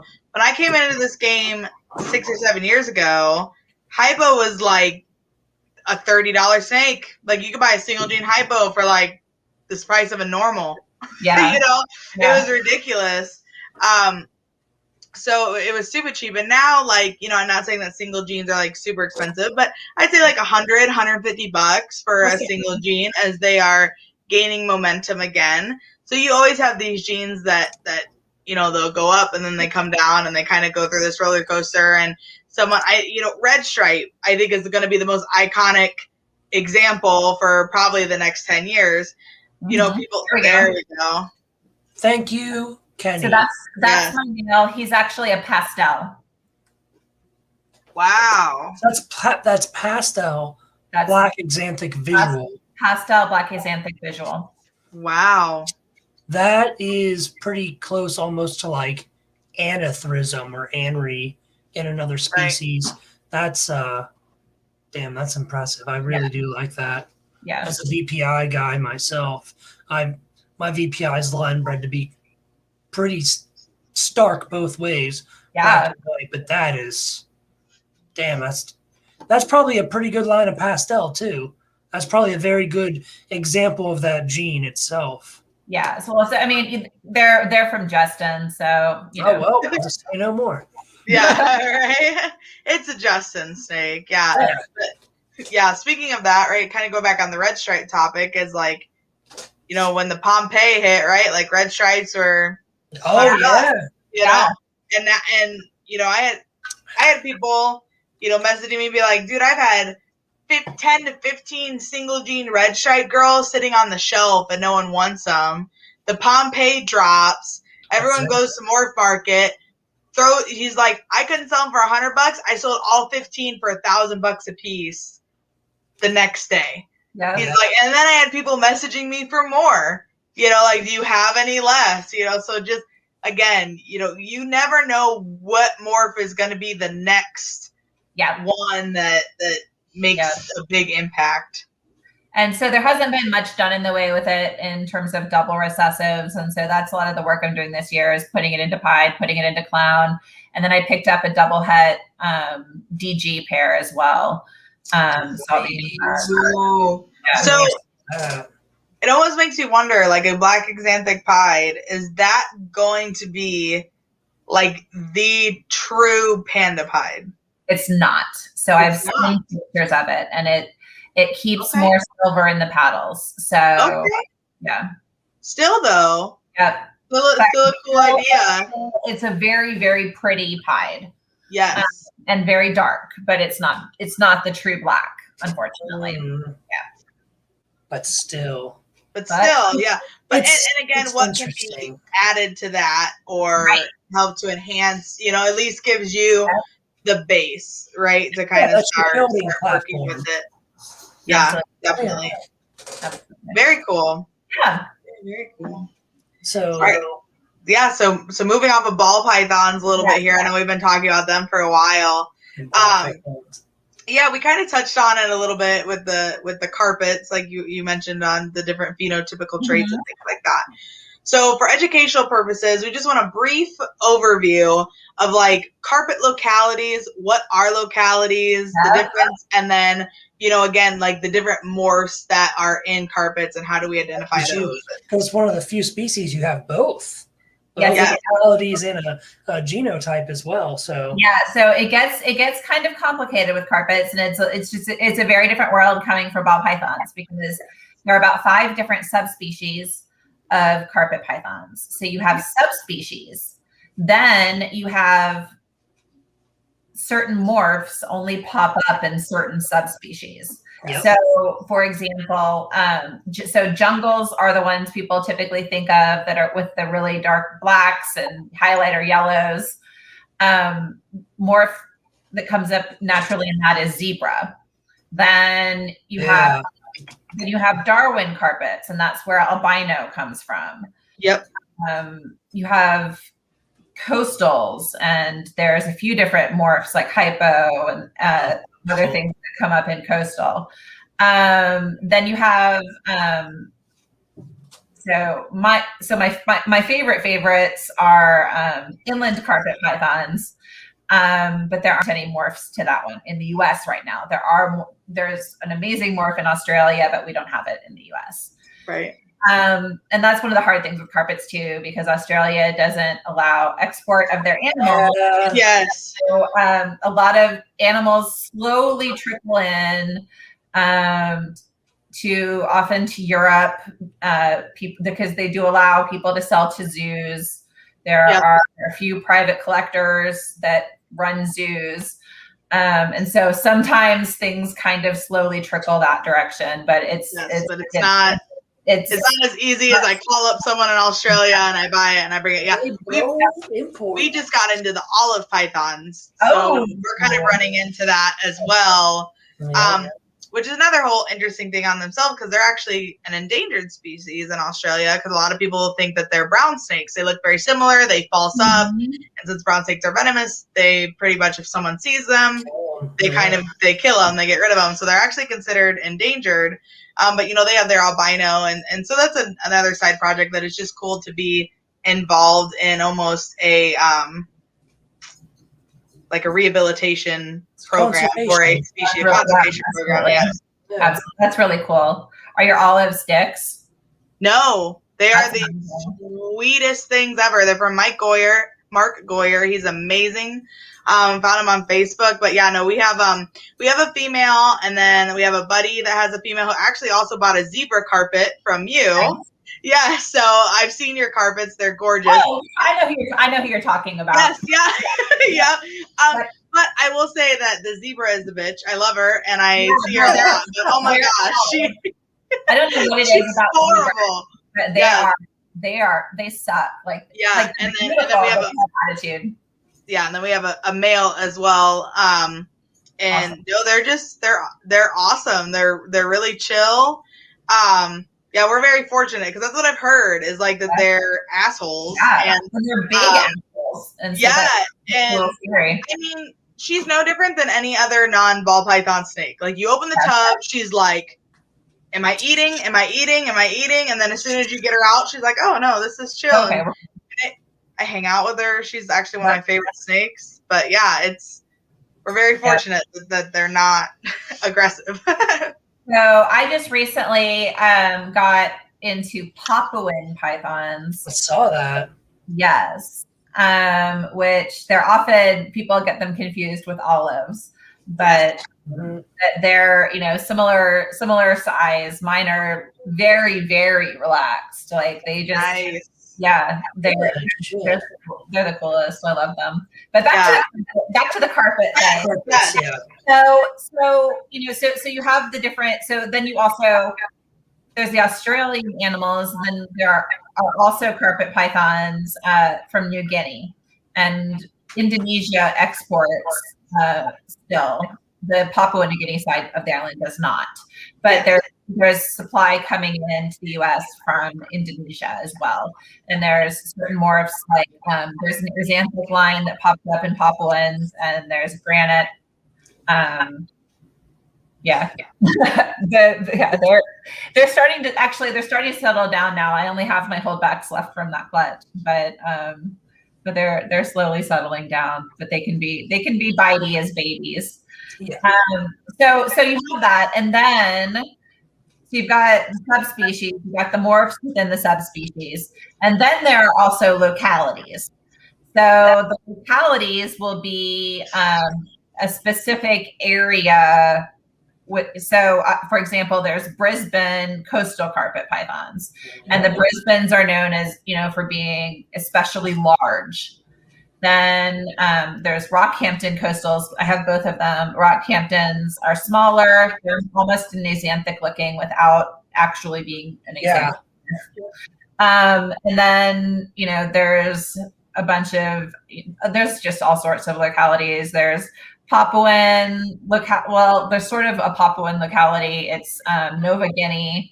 No one really knows where they're from, but they're a locality from somewhere, most likely in New Guinea. New Guinea. Yeah. And there's just a whole bunch, and I haven't even gotten into breadlie yet. Breadlie are like a whole other thing. They're technically a different species than regular carpets, but they're often lumped in together with carpet pythons, and the will I sent my girlfriend a picture of your breadlie. She was like, "Oh, that's so pretty." I was like, I have a lot of hypo breadlie, and that's one that's a polygenic trait where we think there's probably 4 or more genes that contribute to it. Right. And then stonewash is another one, and stripe is another one in breadlie. So they're super fun. I love them. They're such a different thing from carpets. From ball pythons. They're out a lot more. They're just more interested in the world. They've got attitude. They like to eat. Yeah. They definitely have attitudes. We had some hatchling carpets for a while. Kyle really thought he wanted to get into carpets, and then they started biting the crap out of him. He decided he didn't do carpets anymore. But you guys know, I'm trying to convince my girlfriend that we want to buy carpets. Yes. I think I'd love to buy an adult that's chill as like a pet. Like I would love to just have one to have it, but I'm also just like, man. See, I like that shit. I like the carpets. I want them bitey. I like false water cobras. How close could I get to venomous without getting venomous, right? Yeah, right. I enjoy that. And especially carpets when they're adults are inquisitive. Yes. They're not nothing against ball pythons. We all have them. Let's be real, they're really cute pet rocks as adults. Yeah. Your carpets they're very boring. Yeah. I mean they are. They don't really do a whole lot. They just kind of sit around. So one of the reasons I really like inlands is because they're like the opposite of a lot of this. They're basically puppy dog tame. They are calm as can be. I've never had one, even get into strike position near me. I can just reach in and grab them. They're calm. They hang out. They're really, really neat. And they're just the mellowest carpet pythons you'll ever see. Yeah, I want to get some IJs. I want to get some IJs, and then I got a friend up in Canada who has some eastern coastal exanthics. Ooh, very nice. Oh, so gorgeous. I'll send you her profile after this, Kori. It's so gorgeous. All right, so I was told that I should share this, Kori, because you would like it and be able to explain what it is. So that's a silver pepper inland. That's one of the morphs that exists in Australia that we do not have in the US, but it is gorgeous and I love it. Yes, I do. Very nice. Very nice. It reminds me, and I don't know a whole lot about carpets, so I just glance at them, but it does remind me quite a bit of the stonewash. It has a lot more white, but it's fairly similar, like tones of like brown and black and stuff. Although I believe stonewash has its own pattern as well, doesn't it? Yes. Yeah. It does. Yep. Yeah, that is very pretty. So in the carpet community, is it sort of like the chondro community where you want to you can cross certain things, but you want to keep things a little more pure sometimes? So there are two camps on that. There are the morph people who will often interbreed the different subspecies because that's how you get a lot of cool morphs in the same snake. Yes. And then you have other people who are purists and really want to stick to, keeping everything within the same subspecies and all that kind of stuff as well. a lot of my animals come where they can trace back to the original animal that came into the U.S. Yeah, and that's super important to a lot of carpet people. Yes, or but a lot of carpet breeders. It's not quite as intensive as it is in the green tree community. Yeah. Yeah. That's a whole other. Yeah, diamond people can be kind of that intense because diamonds are another subspecies of carpet python, but they're quite different than most of the other ones and require. I mean, the thing that's I don't have any diamonds. They scare me for breeding because you have to get them down into like the 40s, to get them to cycle and. Yeah. I don't think I can even achieve that in Texas without like using a wine fridge or something. You would need like a literal insulated room with like an air conditioner that's probably like 2 to 3 times what the room capacity would need, and that would be the only thing. You know, the best way to do that would probably be to almost have like a closet. I was thinking of their own closet. Air conditioner in a closet, and then insulate it and drop. Yes, and then drop just the temp in that, because you would need to have that small of an area in order to drop the temps that significantly. Yeah. That's very interesting. So what side do you think you fall on? Are you kind of like, are you trying to keep your lines like more? Yes, so that's my direction. I tend to focus more on locality animals and morphs within the subspecies. So like I have a bunch of albino stuff. It's all pure Darwin albino. Yes. That kind of thing. So next year I'm going to be making. I have a pair of double-head Axanthic granite IJs. I'll be shit! Next year, I'm very excited about that. So I do both. Yeah. And then I've also imported IJs, and that was like a whole wild adventure because one of them arrived with like lumps under her skin that were basically parasites. Yeah. To like pull the parasites out and all that. It was a big adventure. Ooh, yeah. That's the hard part with working with some of these like either wild caught or imported animals. Yeah, definitely. They had to be quarantined in their own room for about a year. Like it was, it was a whole thing. Yeah, it's intense. It's not just like your simple like 90-day quarantine because they came between one like captive bred facility and another, right? It's like this animal has been living in the wild its whole life. Yeah, like there's so much. And we even talk about it, and you see it with a lot of other species of animals too, but it's just even built up immunity to things that captive bred animals wouldn't be exposed to. Yes, that's right? True. So they might be carrying a disease or a sickness or illness that isn't affecting them in any way because they have been exposed to it their entire lives, or their parents really, right, like had antibodies that was passed on to, and so now we're bringing this animal in that is showing no signs of illness into a captive bred collection that has never been exposed to any of these type of illnesses because they're not wild caught. And it can easily affect. So I think that's why you tend to see things like nido testing pop up more in communities like green tree python keepers and communities where imports are a lot more common. Yeah, for sure. I think a lot of people that can kind of relate to this, especially within the reptile community, is one of the biggest things, in my opinion, is like lab rodents, right? Like a lot of labs will go out of business because they're done with their experiments or whatever.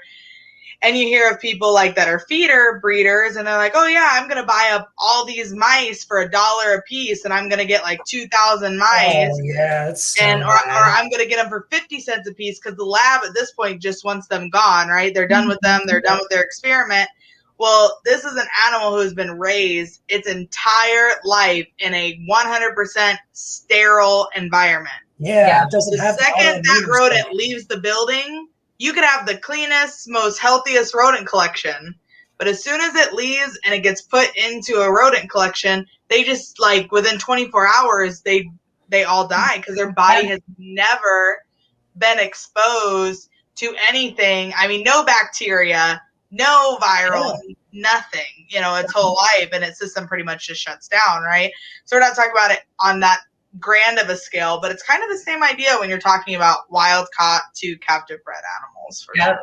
Well, and you have a pretty significant rodent breeding operation. I don't know about you, but it almost scares me more to bring fresh rodents in than it does snakes. Yeah.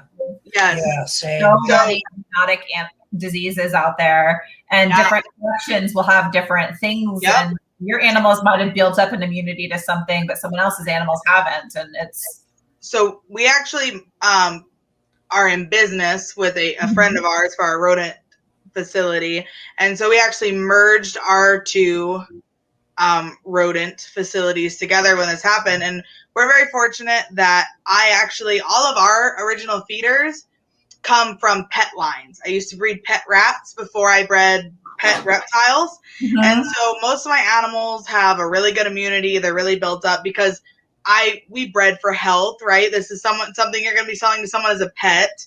You want to make sure that it lives as long as it possibly can. This is an animal that I'm breeding to get to a certain size within the first, 4 months of its life, and then it's going to be used for a feeder. So when we merged collections, our buddy had actually started his rat production through another breeder that bred feeder rodents. And we had never had any respiratory issues in the 6 years that we had bred. We did bring rodents in like 4 years ago, and we ran through like a little spout of some respiratory issues, but nothing really that crazy. And we hadn't seen anything for about 4 years. But when we merged our collections, he lost a good third of his rodents. And we weren't even keeping them mixed together. Like we had them in 2 separate rooms in the same facility. Damn. Yeah, and it wasn't too bad because we had enough growing up. We knew we were going to be doing this, so we were able to very easily replace. Most of them were his older females that were kind of on the way out the door anyway, but they came up with some kind of like respiratory issue, and it is what it is. But whatever it was, our animals had built up an immunity to whatever this bacteria or virus was that they were carrying, and when they got moved into the same, it affected them pretty heavily. It wasn't anything too crazy. We recovered from it very quickly, but it is interesting that just by moving 2 separate collections or 2 separate facilities into the same building, how quickly something like that can spread. So yeah, dude, I don't like to buy. I've been breeding my own feeders for coming up on 7 years now, and I only breed ASFs. Yeah. And I hate, like, if I go through a spout where for some reason production drops, or like, I might have to outsource, this month or whatever. I don't like to put, like, if I have to outsource and my snakes don't eat them, I don't want to put them in my rats no, dude, because it's the same thing. It's like when the Spaniards came over to the Americas for the first time. Yeah. All the Native Americans got sick because the Native Americans didn't have the autoimmune response to do that, and the weird thing about it, guys, is the animals don't appear sick. Like, it's not like you're bringing in sick animals. It's literally just sick. Their bodies do not have an immunity built up, to. And we're very lucky. Rodents are prophilic breeders, so usually within 2 to 3 generations, which is about 4 to 5 months, they're over it, right? They've built up an immunity because each time a generation is born, it has a higher immunity, and pretty soon it caught up, and now we don't have any issues anymore. But it is interesting and how quickly something like that can affect something else. Like, even I'm picking up some ASFs from Brandon at Arlington. Brandon has the biggest ASFs I've ever seen in my life. They're like this long. Jumbo line. It's ridiculous. My ASFs are literally like the size of this phone is like my biggest ASF that I could ever produce. And it takes like 18 months for them to get to be this size. You know, they're like. Mine are actually the size of rats. Yeah, his are actually the size of medium rats. Like I've seen them. And so just strictly because of that, right, I really want that line specifically. But there is the worry, even though I know Brandon's rats are extremely healthy. Yeah, it's still a colony. Of bringing in a new, you know, so. It's still a colony thing. You'll just have to like take the chance and breed it out. I think what we're actually going to do is keep them in a separate area from the rest of our rats. And I'm going to keep all of your colonies that you've made together, breed them, take their babies, and my babies. Yeah, so we'll actually keep everything completely separate and start outsourcing that way. Yeah. And that's usually the best way to do it if you're going to do something along those lines as far as outsourcing genetics. I've talked to a lot of people. I don't think there's really a need to outsource rodent genetics. I know people have been breeding rodents for 12 to 15 years and have never brought in like a new rodent. Yeah. Well, lab rats, they're basically animals that have literally been bred to each other for so long that they're functionally genetically identical. Yes. Yes. So rodents are quite a bit different, obviously, than like humans or even dogs and cats and stuff like that. And like, yes, you see inbreeding issues. Like it's no different than, I look at it like feral cats, right? Like you can look at feral cats and tell that they're inbred. Like their faces are very narrow. Like, they have different characteristics. It's the same thing with pretty much any species, right? Is we end up changing the look of the animal overall as time goes on. But that doesn't mean that they have genetic or physical or internal issues and things like that. So no. Baller's Garage asked me what's the biggest ASF I ever produced. I can't tell you, but I did weigh one once, and it was like 251 grams.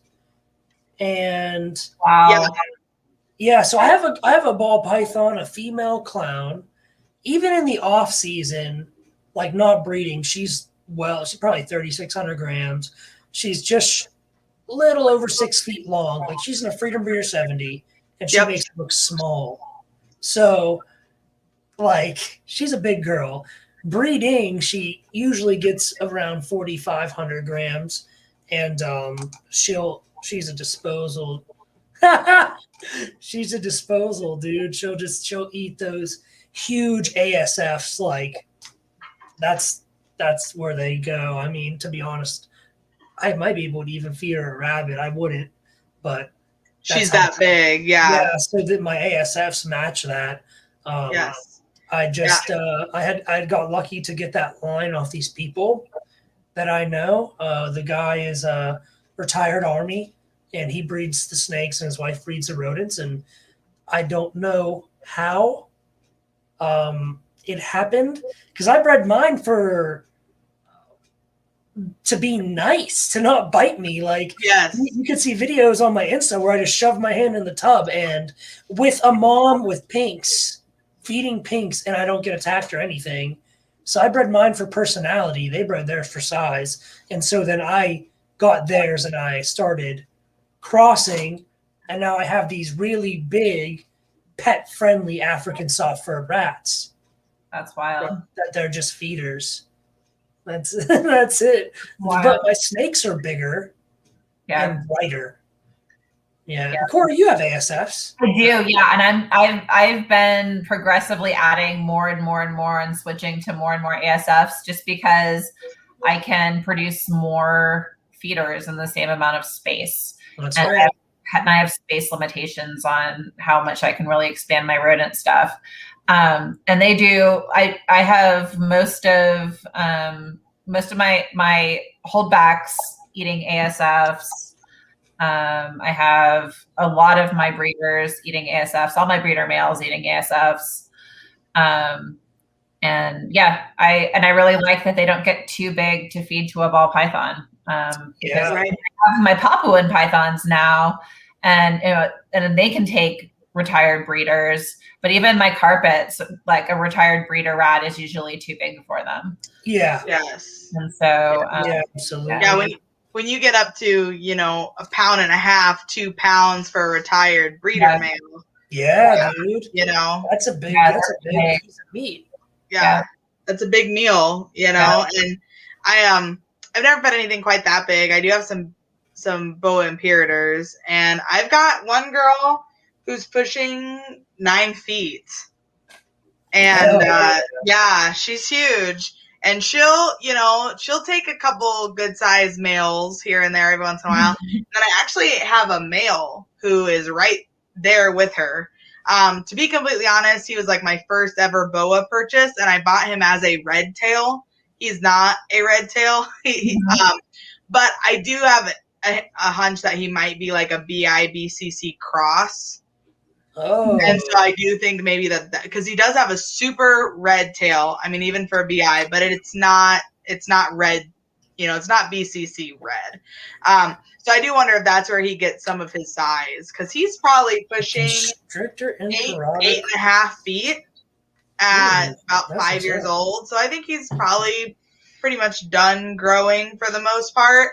But yeah, I get him out and people are like, it's not a male. And I'm like, I promise it's a male. And they're like, it's not a male. And then I probe him and it goes in like this far. And I'm like, it's a male. I guarantee you. But yeah, we bought him as a red tail that was het for albino back when we were really new and dumb and didn't do anything. And I just wanted a boa to have a boa anyway. But now I'm like, all right, what line of albino? Like, he's just had albino. You know, like, I don't know. That purchase. Like we've all done it. And it's especially when you're doing a new species for the first time. Yep. Yeah, he was definitely an impulse buy, and he was at like a local mom and pop shop. Is the first, thank God I quarantined, because he was my first experience that I ever had with mites. Like, I opened up this tub the next day, and he was like covered. So I don't know if they were like wiping down the animals like every few hours or something. I mean, it went from like there was nothing on the snake to like literally his entire body was moving. Like, I opened it and was like, it almost looked like funky, right? And I have astigmatism, so sometimes when I look at stuff, like, it looks like it's waving even though it's not. It'll look like it's moving. So I'm like looking at it and I'm literally like going like this, like this snake, because I can't figure out why my eyes won't focus. And then I put him down right, and I mean, it was just like, it was horrid. It was horrid. I felt so bad for this snake. Like I said, thank God I quarantined, and he was my only snake currently in quarantine. So, but yeah, that was my first run-in with mites. And I've never had a run-in with them in my collection. I have run in with them a couple more times, like in quarantine and things like that. But yeah, definitely not a fun experience. And then like I was new into the reptile. I was like, what even are these? What is this? How do you know? And you go through that whole process of like even learning how to take care of a mite issue. So yeah, definitely. I'm so cautious. I've went through mites once, and I never ever want to do a whole collection mite treatment again, especially at this point now that I've got so many animals. So I'm just like neurotic about what an animal has to go through in terms of, you know, all of that before they actually move into my room. Yeah, I bought a collection off of a guide that had mites that I did not know had mites. Yeah. So the biggest mite infestation I've had to go through was like 114 animals. I did not end up keeping nearly that many, but of course, like, your plan is, right, like, I'm going to buy this collection, and I quarantine everything that I purchase, even if it's like a buyout, you know. So I'm like, I'm going to buy everything. I'm going to keep it for like 30 days, make sure it's eating, all this fun stuff, and then, you know, turn around and sell it. The stuff that I don't need. Well, this turned into like a 6-month process of like making sure and going through and getting rid of all these mites. And it was just one of those times that, like, it seemed like no matter what I did, I'd be like, oh, okay, we've been mite-free for like 4 weeks. And then I swear to God, well, then bam. Like, bam, one would pop up, you know, and it'd be like, God damn it, you know? And there's been a lot of debate about that too, right? Is we have used the same active ingredients for mite prevention since the reptile industry started. So have the mites generationally bred? Yes, So, mites generationally build up immunity too, right? It's like no different than fleas. It used to be a vet tech, right? So a lot of people use like Frontline or, NextGuard or whatever it is that they use. And they're like, I've been using Frontline for 6 years and I've never had fleas. And then this year, like, I'm rampant with them, right? And it's like, that's because the fleas literally only in your backyard have built up an immunity to the active ingredient in Frontline. Yeah. So now you're going to have to switch to a different product that has a different active ingredient.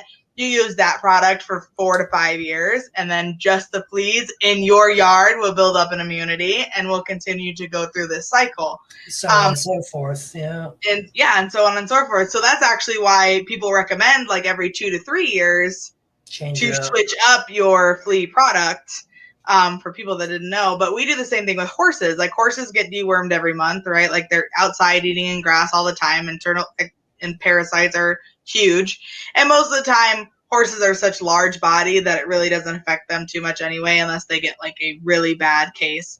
But we worm them every month. Well, we switch every 3 months. Like we give 3 different active ingredients. So like 1 month we give a specific, and then the next month we give a different one. And then, we rotate every year or every month, just because, you have to make sure that you're clearing everything out of the system and not just hitting one over and over again.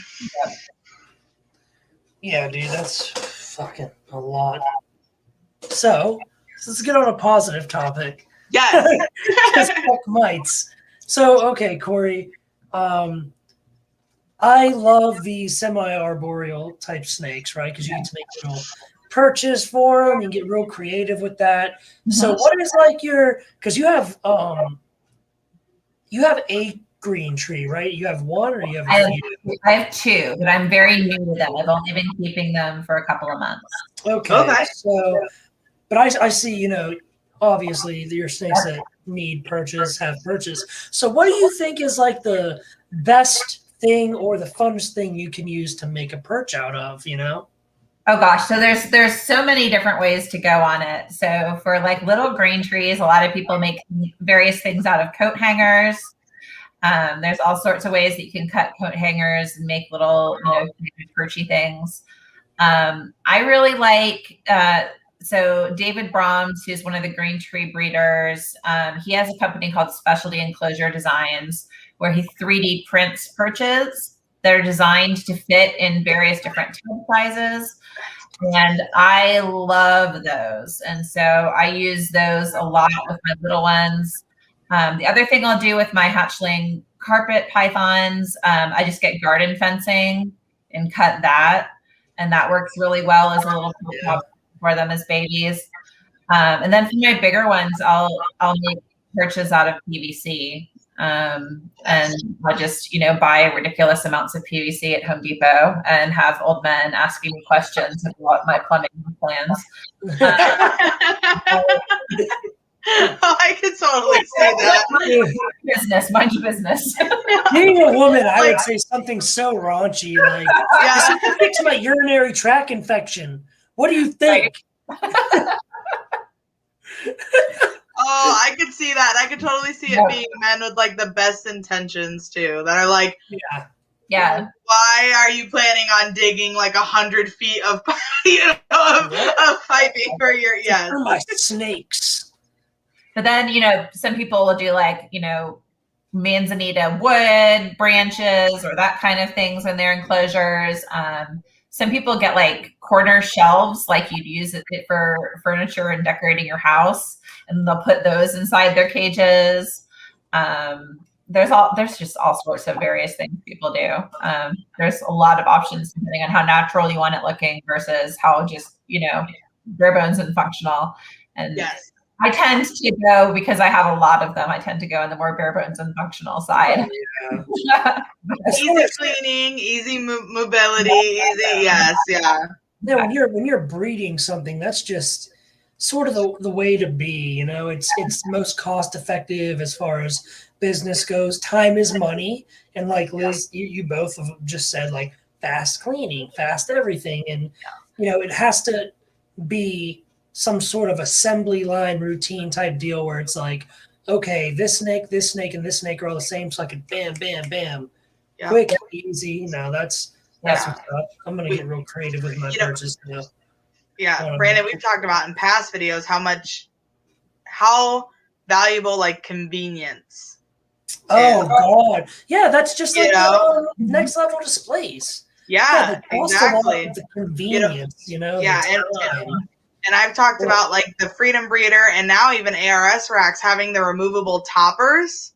Oh, like the convenience of just being able to pull it out, wipe it down, and stick it back in instead of having to like get a scrubber brush if you're short like me and you can't reach, right? And then, you know, actually I have like my hatchling rack, like I have a giant bruise. I think it's on this. Yeah, where I like I was like scrubbing and I like hit the PVC and it was like bam, and I was like, holy, you know, yeah. So I'm like bruising myself over here. I'm accident prone though, but yeah. So you know, it's like the same thing. Like you just be able to pull it out, wipe it down, put it back in. It's so easy. It's so convenient, you know. And again, you know, at the end of the day, you know, time is money. You know, how much extra time do I have to spend doing this? Yeah, I think that's why deli cups have become so popular. It's like the snake shits in their water bowl, you just throw it in the trash and put a new one in. You know, you don't have to worry about scrubbing that water bowl out. Or, you know, I know Brett, like I use Reptichip, and sometimes like they'll put Reptichip in the bowl and it'll just like stay in the outside of the bowl, right? And it doesn't probably affect them in any way. Like you could clean it, wipe it out, and dump it. It's just aesthetic, right? But it's like, it's so easy. Just throw it away, put a new one in, and you're good to go. I know we get really hard water, so after a while, sometimes they just, like, I don't know what happens. There seems to be one that's like, oh man, this had like a lot of mineral buildup. So, you know, we go through and just make things simple. Yeah, that's the way to be when you're trying to have a large volume of animal and still maintain a quality of life as well as quality of keeping as well. Because the other thing is, if it takes too long to do, at some point the quality of your care is going to suffer. Yeah. Right. You know, you're not getting through, I don't want to say every animal every day, right? But you're not getting to every animal in a timely manner to be able to clean it. You know, I'm sure we all have that one or multiple snakes. It just seems like every time you open their tub, they've made a giant mess. Whether they have pooped and painted all over the tub or painted all over themselves, you know, and now it's like, I can get you out and soak you because you have shit all over your face, you know. Like, what are you doing to yourself? This is ridiculous.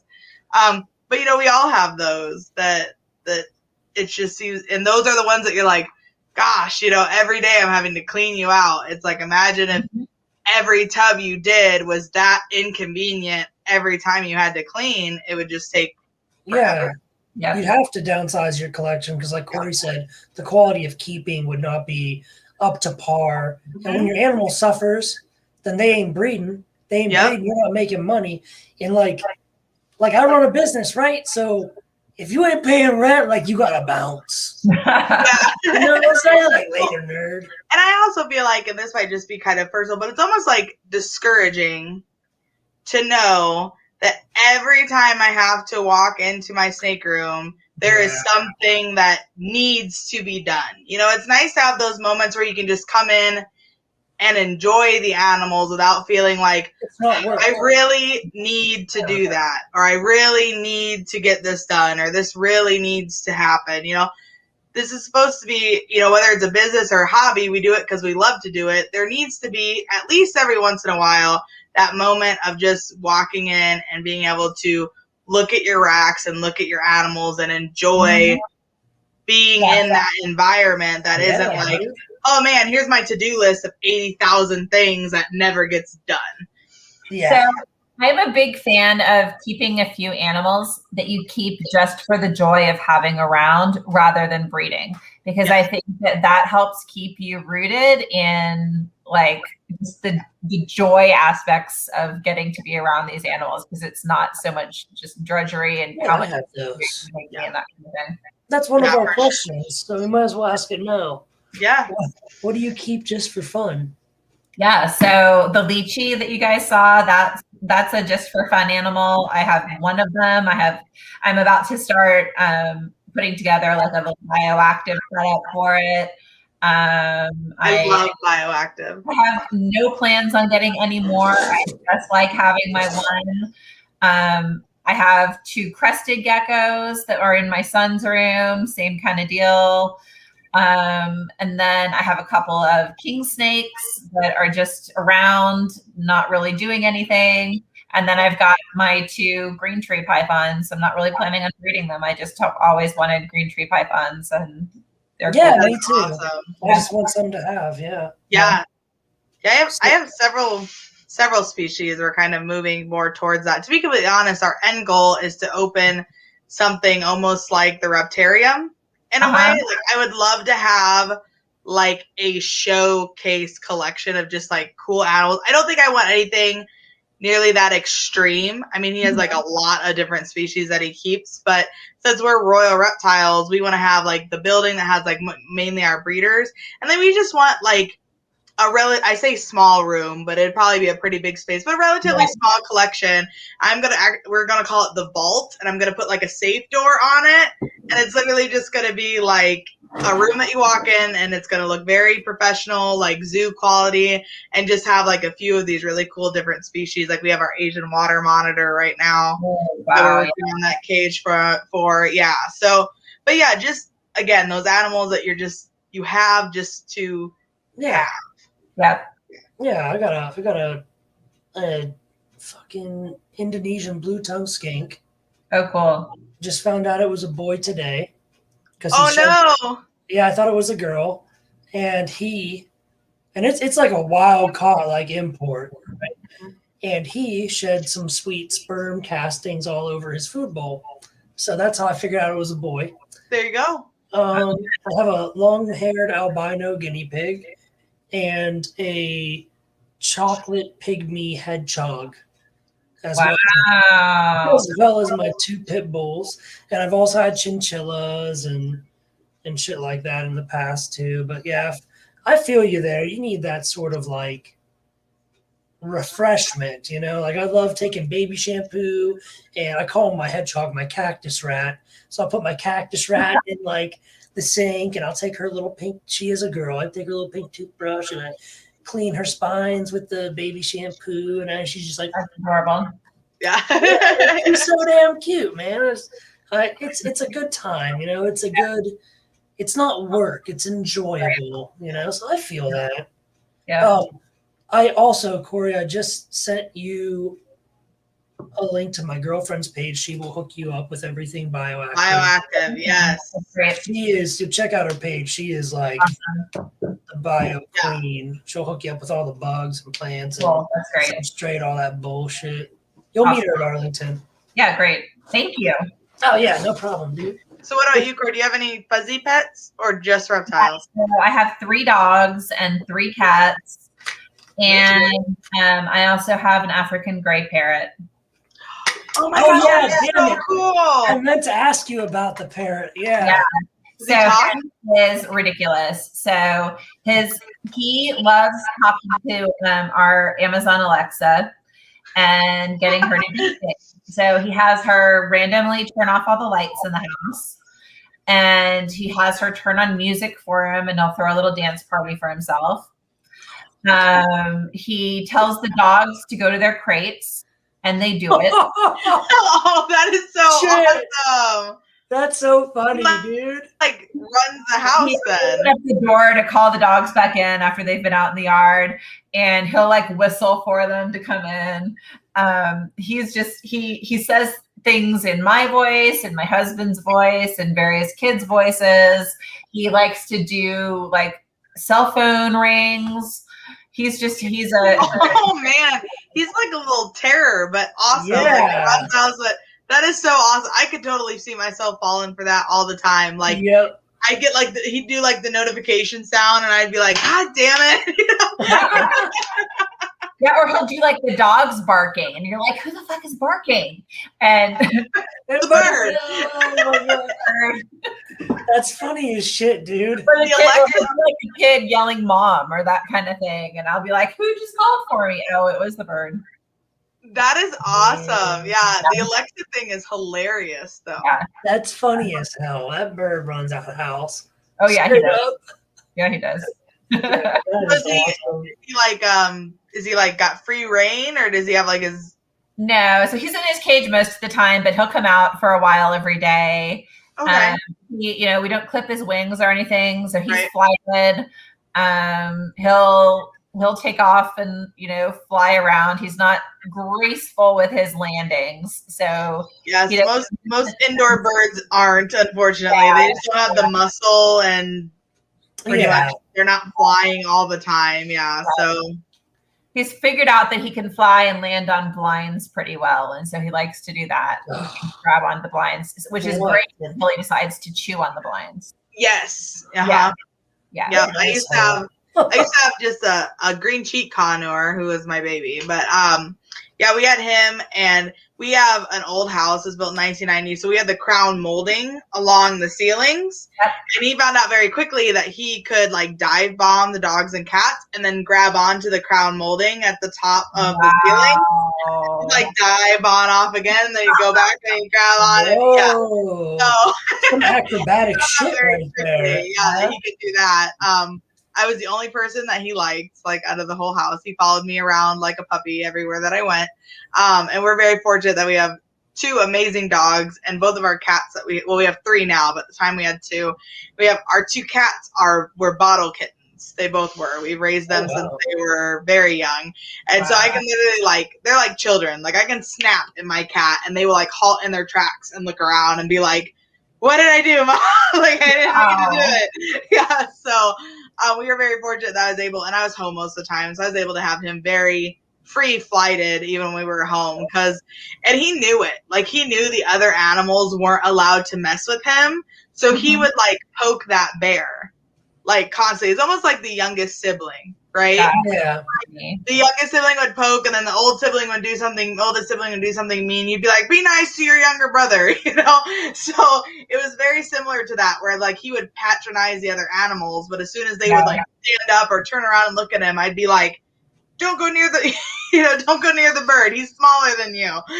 That's funny. Oh, ferrets. We have ferrets too. We have 2 ferrets. Oh, I love ferrets. They're in my daughter's room. They smell so bad. I was just about to ask if you got their stinkers removed. They are descented, but they still smell so bad. And I didn't realize when I got them that they are just poop machines. Like they poop all day, every day. Yeah. They're rodents. And but they eat they're carnivores, like so they eat all the meat. So it's like imagine the smell of snake poop, but like just constantly all the time. Yeah. Oh yeah, dude. It's I was gonna say, even the food that they do eat does not smell like the puree that they make is like it has its own interesting odor to it. Yeah, I'm done. I heard that they stink, but I still love them. Like I love them so much. They're really fun. The kids did an Easter egg hunt for them, and they that's cute. Food and like Easter eggs, and had them run around and find them. And I mean, they're really fun. Oh, they're very personable. Like for a small animal, they are very personable. I think being carnivorous instead of like a prey small animal makes a big difference in how direct that they are. But they're super cute. Like I used to have a friend that had them, but they'll like run at you and then play dead and stuff, And like I was reading up on them a little while ago because I was interested in possibly getting a pair. And it's like they do that in the wild, right? Or to each other, they're like play dead, and then you're supposed to ignore them. And they're like, because if you don't, it almost like hurts their feelings. Like they don't feel like they were convincing enough that they actually died, That's really funny. So apparently if they do that and then you act like, oh my gosh, it died, they get like really excited. They're like, yay, So they're fun. Awesome. They're definitely fun. Yes, they have a very distinct like musky odor to them. Yeah. And my sugar gliders have one too, and I was really concerned that it would be very overpowering because ferret musk is very overpowering. But to be completely honest, I mean, I breed them. So I have 4 intact males all in the same room, all within a very close. And I mean, you really can't smell them too bad. I mean, like come by laundry day, you know, it's getting to be like there's a little bit of a smell to them. But unless you're like really putting your face up to it, they really don't smell too bad. So I was pretty excited about that. And then, of course, if you get them neutered, they're even like less. Yeah. So, but yeah, very fun. All right. Well, we've about hit about 2 hours. That's what we kind of try to move everything around. So yes. Yeah. Like three big questions still. Like, what are your projects for your hognose and your blackhead pythons? Oh, the blackheads. Yeah, we kind of touched on the hognose, but what about your blackheads? So I picked up a het axanthic female, and I will be getting an axanthic visual male at Arlington. Yay! I want to see it. I want to see it too. Yeah, they're the most beautiful, incredible animal I've ever seen. Yes. Like just zero stopping. I have never seen one before. I've never seen an exhibit blackhead. No one, don't send me a picture. Don't send me a link. Don't send me. I want to see one. Arlington is like 2 weeks away. I'm just gonna wait, and we'll see yours. Yep. And then this year, I'm talking to a person. If his pairing is successful that he's doing, I'm hoping to pick up albino project animals later this year too. Oh, so you're hitting the blackhead stuff hard. Yeah. Yes, I like. They're they're cool as fuck. They're unique. They're really different. They're a very different kind of python. They move differently. They use their head differently. Like they don't tend to strike. They tend to like nuzzle up to you and then like try to change you down. They're like, I call them a python with the personality of a colubrid. Yeah, absolutely. That's what they're like, I think. Absolutely. Yes. What about your bread lies? You do anything crazy with bread lies or what? Yeah, so I have this year I picked up a 100% hypo visual stonewashed female. She's one of like a handful in existence. And I already had a male ready for her who's 100% hypo, posset stonewash. So I'll be making those. I have genetic stripes stonewashed as well. And then I have just some general hypo, maybe het stonewash, probably not. So you have like really powerful. You have a really powerful collection. Yeah. Your collection's pretty hot, dude. Like I have some cool shit, man. Damn, dude. I mean, I always knew you had some cool shit, but I know you don't post everything you have. I don't. Yeah. I know. And I'm always just like, I'll look at your page like, come on. Yeah. Come on, man. Give me something. About it. I just like, I don't know. I just don't necessarily think about posting everything all the time. So. Yeah. Oh yeah, no, that's fair enough. I just want to see it. Yeah. Right. Now, everybody else, I just want to see it. Yeah. Knowing you, Kori, now for a little over a year, I could definitely say that you are one of those people that really thinks out like what you're purchasing most of the time, right? Like I'm definitely not all the time. I've definitely made a few of those like purchases. Yes. Oh, we all do. Yeah, but you can tell for the most part, like you have a direction and what you're going, and you're kind of like staying. You know, just the fact that we said, you know, you have roughly just under 200 animals. Is that where we kind of, you know? Yeah. But like Brandon said, we already like just what we talked about tonight. All the genetic power in those 200 animals is like crazy, you know? Yeah. And it's not just like, oh, I have one double het monarch clown, or I have one. It's not like miscellaneous stuff that you just happen to have a bunch of power with. It's like, I have this project and here's the 5 or 6 animals. This project and here's my trio. Yes. Try to organize projects. I'm hitting the point. I was talking to someone at a show this past weekend, and I'm starting to hit a point on a few projects where I'm going to need to decide, do I want, like, which projects do I want to see through? And are there other projects that maybe aren't the ones that I like really want to dedicate space to?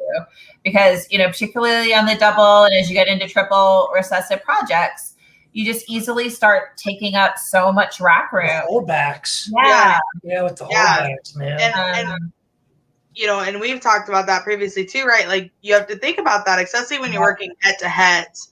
It's like, you know, if you want a chance of hitting that visual, you know, now we're going from, you know, needing maybe like if we're just trying to reproduce pies, right? Which was the industry 20 years ago, right? You could have 4 pied females and a pied male and make all these pies, right? And then that was great because that's what people did. They made the same thing that was already existing. Well, now we've got so many different codoms and so many different recessives, and now we're trying to stack everything on top. Like, just like we were talking about, it's a chance of 1 in 164, right? Yeah, dude. It's like chances. I'm like, just to even try to limit your odds, you would want at least 8 females, which would to give you the most bang for your buck. For and I mean, let's go extremely high, right? Like, say you have 8 females. And they each give you 10 eggs apiece, right? Like, pretty high average there. But they each give you 10 eggs apiece. And so now you have 80 eggs. Well, your chances are still 1 in 164. So you have a 50% chance that you maybe might hit the animal that you want, you know? So we went from a project that took 3 animals to a project that takes 9. Yeah. Just to hit what you want. How many eggs did it take Justin to hit the sumapide?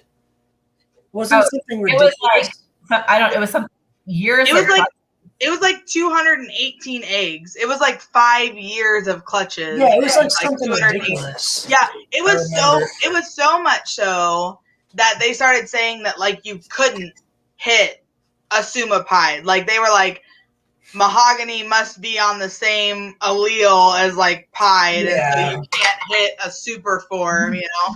But then of course you go back to that can't be the case because you can't make a pied with a non-het mahogany. Yeah, it doesn't make sense. Yeah, but that was like the math that they were trying to figure out was like, is it possible that mahogany and pied are literally allelic, and that's why you can't hit a super form because that's not even the case, and that just goes to show. When you get into the double hets and you want to put Huffman into hypo clown, you take a visual to a Huffman, and now that all of that is a holdback because it's all double head.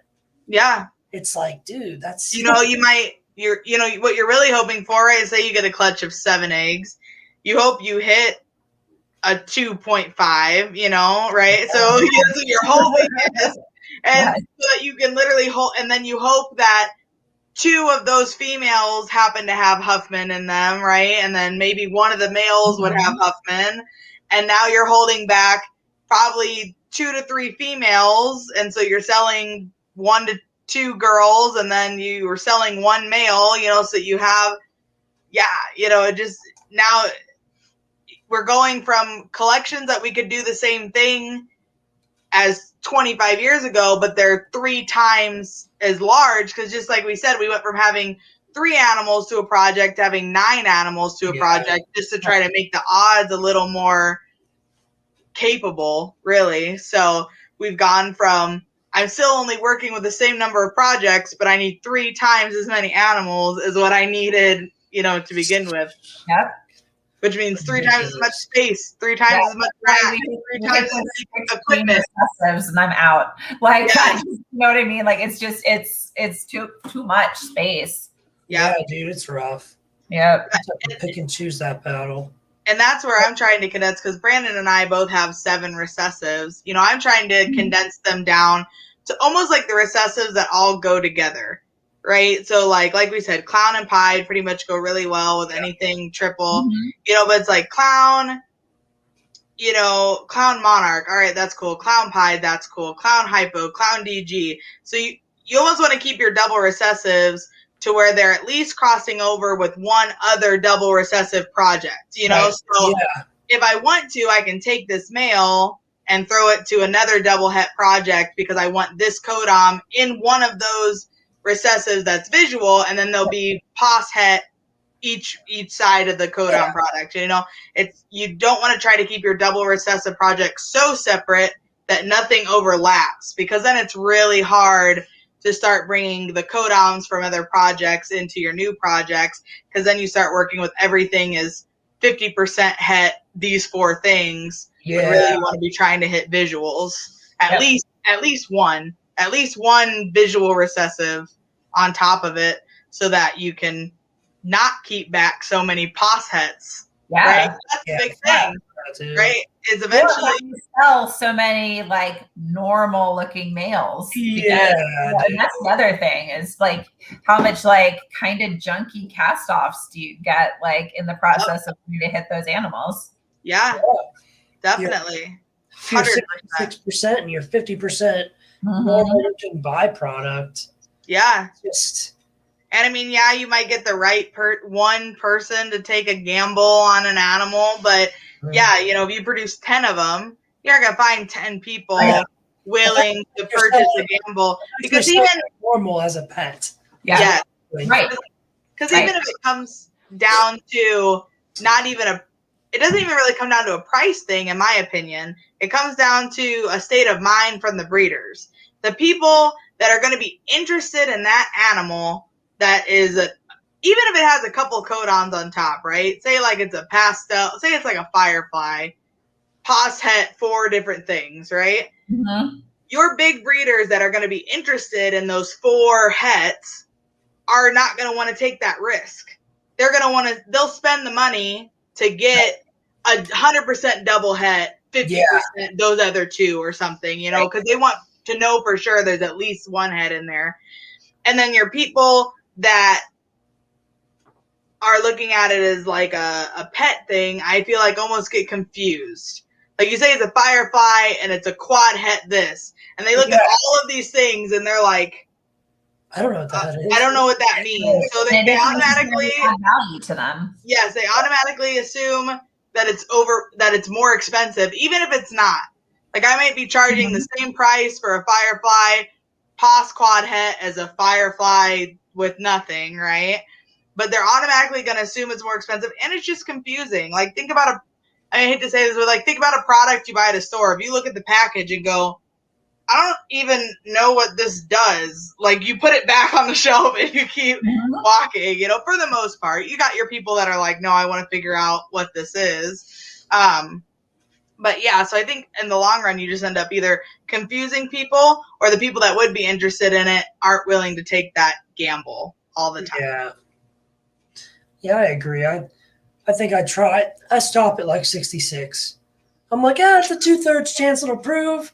Yeah. Anything other than that, I ain't fucking with it, man. I'm thinking myself. Yeah, unless it's like a super convincing het. Yeah. 50% het pied and you can see a ringer. And there's a giant ringer, or even like cracking down the sides of the belly like all day, you know.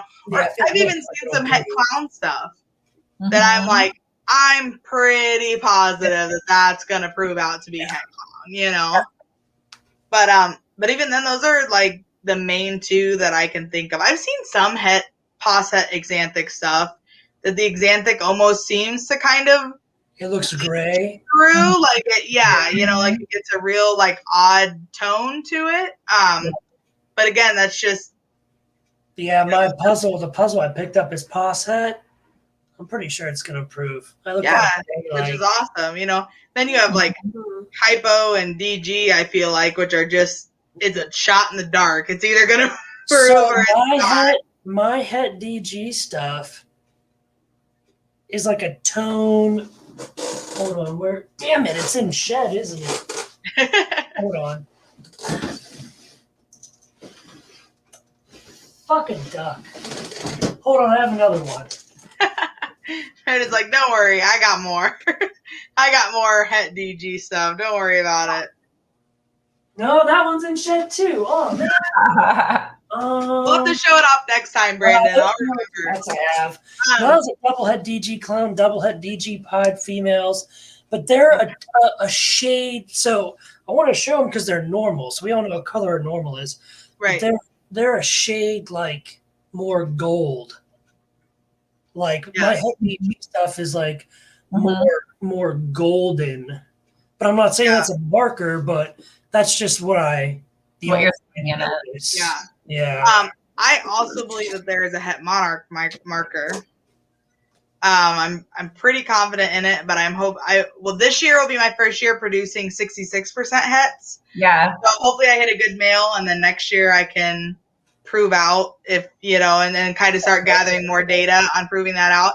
But yeah, Kori, if you want to talk more about that later, it's really a picture thing. It's not. They've got hets. Yeah, it's definitely a picture thing. It's not really something I can explain on camera, or I definitely have to show. But yeah, get a hold of me, Kori. We can talk about it. And then if you want to send me pictures of your hets, or I can look them up on your Instagram. They're up there, and I can see if I'm seeing the same thing. Yeah. So, but yeah, I do believe that there is a Het Monarch marker. Which, if there is, I'm super excited. Yes. And I'm going to start breeding that mahogany het to some things. Yes, exactly. Yeah, and start. Yeah. So, yeah, for sure. And I feel that way too because I've got the Cypress het and the Firefly Calico het male. It's like if I could breed that, and and again, I feel like markers are usually if they're there are correct, right? Like if an animal has a ringer, 99% of the time it's going to be pied, or het pied. If it's not a ringer, it's not necessarily not het. Yes, exactly. But just because it doesn't have it doesn't mean it's not going to absolutely. Right? Yes. So that's what makes markers kind of interesting, right? And that's what also makes it interesting to me that, like we were kind of talking about earlier with the ball pythons, that we don't pay more attention to other phenotypical traits. Yeah. That go into, we just pay attention to the very dramatic ones almost, right? So, yeah, so it's interesting. And I also think line breeding is going to become a big thing in ball pythons here pretty soon.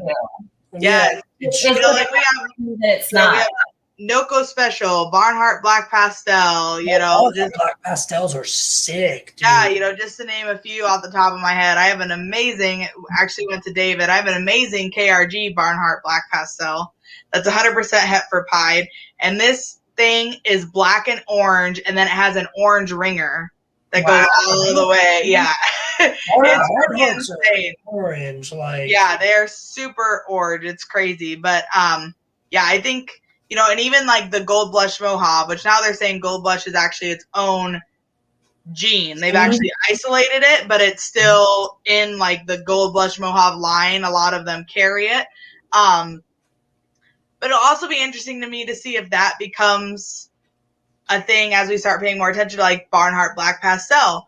Is it a line, or is there another enhancer gene in it that we're isolating, Just kind of like blackhead with red gene, ringer gene. A lot of people forever thought red gene, ringer gene was one morph. Red gene, ringer gene was its own thing. Well, now we've isolated red gene and we've isolated ringer gene. Yep. Not that we can, I haven't talked to anyone that can 100% identify it yet. Like there's a lot of people that are like, it could be there, it could not, it's probably there, it might not be. I don't think we've really set down like true identifying markers for the red gene and the ringer gene than I got the red gene. I can't really ID the ringer. The ringer gene, yeah. It's definitely, even though it's more dramatic because I have that snake, Liz. It's your favorite. Oh no. All right. And so this girl is in shed too. Of course. Everything's in shed on the days you want to show it off, I swear. I'll show it. So this is Yellow Belly, Mojave, Bongo, Red Gene, Ringer Gene. So in between the alien heads, right, is actually red. It's like red stripe, red or orange, right? And so that's what like Red Gene does. Right. Yes. Now, Ringer Gene will float and spread out the alien heads. Oh, so it almost allows it to create ringers with the blushing and flaming because the alien heads are separated, so the color can come Correct. And you'll find that makes sense. So this isn't like a pied ringer, right? But where's my finger at? Well, watch. See, there's no pattern. Yes, There's no pattern. So it's not like a pied ringer, but there's a ring there where there's nothing. And there's one there. Mm-hmm. There's one at the bottom of the tail. Where it breaks, the dorsal stripe breaks. Yes. So in every one of her dorsal stripe breaks, it's a ringer. Perfect, clean ring. Yes. Right? So I cannot wait to breed this girl. Yeah. Like, of course, she's going to DG the first year and then Monarch the next. And then, so, but the red gene, I can ID a single gene red gene. I've seen a few of them, but I haven't seen single gene ringer gene. Yeah. But Dan Allison put out a video on it. Yeah. Okay, good to know. This is Kenny. I've talked to him about the Monarch. Everyone that I've pointed it out to has been like, oh, that, like, yeah, all mine have it too. So I'm like, oh, that's really neat. That's interesting. Yes. All right. Well, we kept you on for another half hour now, Kori. We appreciate your time, and this has been so much fun.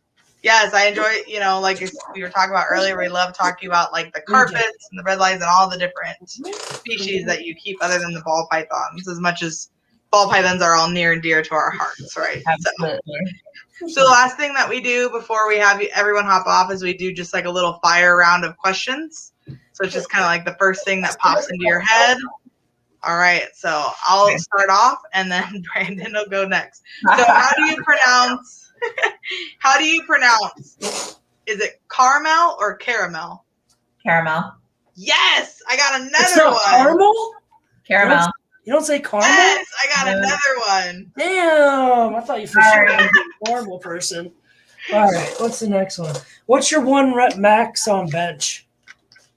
I don't lift weights, so like probably like 10 pounds. I don't know. I believe it. I believe it, Brandon. I believe it. No, it'd probably be closer to like 135. That's most people like who don't lift. That's like most people's like 1 rep max if they don't lift.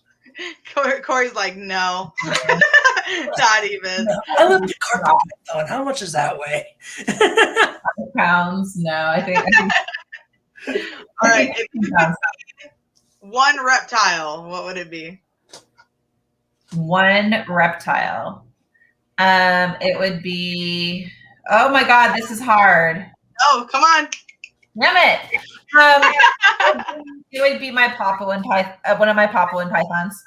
Nice. That is a tough one. Shit, no. It is a tough one. It is. Do you miss Pittsburgh? No. Me neither. No. I haven't been back in like 10 years. My mom retired and she moved here, and like we're done. That's awesome. I'm moving my parents to the Carolinas, dude. We're not doing that shit. No. Mm-mm.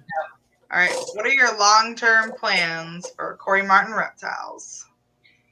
So long-term plans are just to keep making cool shit. I don't know. I don't have like really well-defined plans. Make cool shit, have fun, and hopefully like stop hemorrhaging money at some point. Yeah. That's always the goal, right? That's the hardest part, dude. It takes the longest. I think that's awesome though, because I think sometimes our preset plans can get in the way. Yeah, I agree. Like we're so focused on that goal that we almost get tunnel vision, right? Like we miss the different opportunities that come up or come across, and that's really hard for Kyle and I, especially because Kyle is very like, he's a lot like Brandon, where if you throw a wrench in his plans, gets like a really shitty attitude for the rest of the day. Like if he has to leave to go do something 30 minutes later than when he thought he was going to, like the whole day's ruined. Like it's done. Like we're I'll say this, like I'm quite a bit older than you. And I think, at this point in life, I've never had a 5-year plan like that, where a 5-year period that looked anything like what I thought it would be. Like if I've never been 5 years from a date and had my life look anything like I thought it would going into that period of time. Oh yeah, life changes. So and so I'm as I get older, I'm just a lot more like, I'll just kind of go with the flow and see what happens. And I don't have many plans because my plan, like they go different directions anyway. So yeah. And I've just been like that forever. But I also grew up, like my parents are in their 70s and I'm 23. So I think I kind of grew up with parents that had that mindset. And so I have always been a very go with the flow kind of person. And I've also been a person that like, we're going to go try this. Oh, that didn't go well. We're not going that way anymore. We are now going to go this way. Yeah. But I've also had times where I'm like, this probably isn't really going to work out, but it's kind of like my best option right now. And then it ends up being like great. Amazing path. It opens up so many different options. So yeah, I think keeping an open mind is extremely important in any business and life. Yeah. I used to go with the flow. I never had a plan. Yeah. Or in the army. Then the army happened. Yeah. Then the army happened. Fuck the army. All right. Last question. All right. Last question. This is a hard one too. Okay. How are you revolutionary? I don't think that I am revolutionary. I don't know. I'm just like a boring mom who likes reptiles. Those two sentences, like those two parts of the sentence can't go together. Like boring mom and like reptiles. Like those things don't mix. Self-contradicting. Yeah, I don't know. I'm not like really changing the world a whole lot, but at least through this stuff. But my job, I do pretty cool stuff, and hopefully do some more revolutionary stuff with that. But good, because I got some cocaine charges I need to take care of. I'm going to hire you to represent. I don't do criminal. Sorry. I was just like, sorry, I'm not a criminal lawyer. No. I think she partially thinks you're serious right now, Brandon. No, like there is no. She's people, like, I'm pretty sure you're joking, but there's also a chance because I've been asked this question that you are serious. No, I don't even drink alcohol. I know you don't. Yeah, I know you don't. No. Yeah. I just imagine that you've been like people have hinted little stuff like that before as like as like a joke. There are people who are like, yeah, so I've got a friend who like yeah. Exactly, you know. So there's that thing in the back of your mind, right? Where you're like, I'm pretty sure they're just joking, but there's a part of me that thinks that they might actually be serious about this. Oh, so no, I definitely think you're revolutionary. I mean, just the amount of stuff that you juggle, Kori, my goodness, like I could never juggle so much. I mean, you're a teacher, you're a mom, you're a lawyer, you're a snake breeder, you have a bird that turns your house upside down. It sounds like at some point every day, it's like, that's just awesome. All sorts of crazy. But yeah, you, Kori Martin, are actually quite inspiring. Yes. On all fronts, being able to do what you need to do with your kids, turn around and be a lawyer, turn around and do what you love, and then still come home and be a wife. It's extremely impressive, and I know that I am a goofball, but I'm being really serious when I say that the way you live your life is inspiring and should make a lot of people set different goals for themselves. That's incredibly sweet. Thank you. Don't expect that again. That wasn't what I was walking it away, though. Yeah. Put it back here. Yeah. You'll always be able to go back and watch this again. I was gonna say, like, go back and like screen record just like the past like 2 minutes, right? And then you get like 30 seconds. Brandon got real. Yeah. Oh, and then he's gonna walk up to you in Arlington and be like, completely different person. Yeah, right? Yeah. No, I mean it though. I really do. Yeah. Yes. I'm very excited to see you guys in a couple weeks. Oh, I hug really hard. I love hugs. No, you don't. No, not from Brandon. Okay. No, ouch. They're not that bad. It was horrible. My boobs hurt for like a week.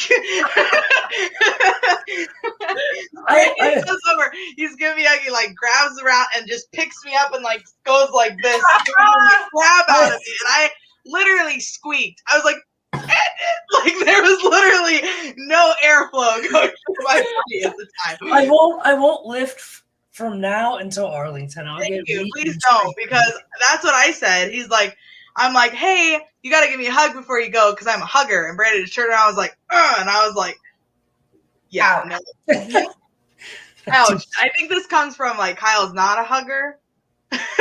Like he's very much like hug and then like that, you know. So it's not used to not expecting that. As wonderful as your hugs are, Brandon, I will be more mentally prepared next time. Good. Well, all right, Kori, we're gonna let you go. We've had you for 2.5 hours. Yes. You're broken. Thank you so much for your time. I do appreciate you coming on. Yeah, thanks for having me. Hell yeah, dude. Hell yeah. Well, everybody, Kori Martin. Yeah. See you in Arlington, Kori. Talk to you later. Bye, Kori. Bye. All right. That was a good That was an awesome discussion talking about carpets and all the different species that she keeps and just balancing work life and the reptile life. I feel like Kori Martin's a lot more hardcore than like you would think. You know, you see someone who is a mom and has a full-time, you know, then she's a lawyer and she has a degree and she's doing great.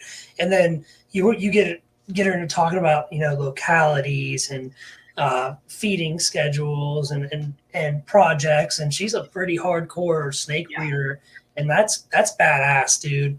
Straight up badass. It is awesome. Who do we have next week? Abby.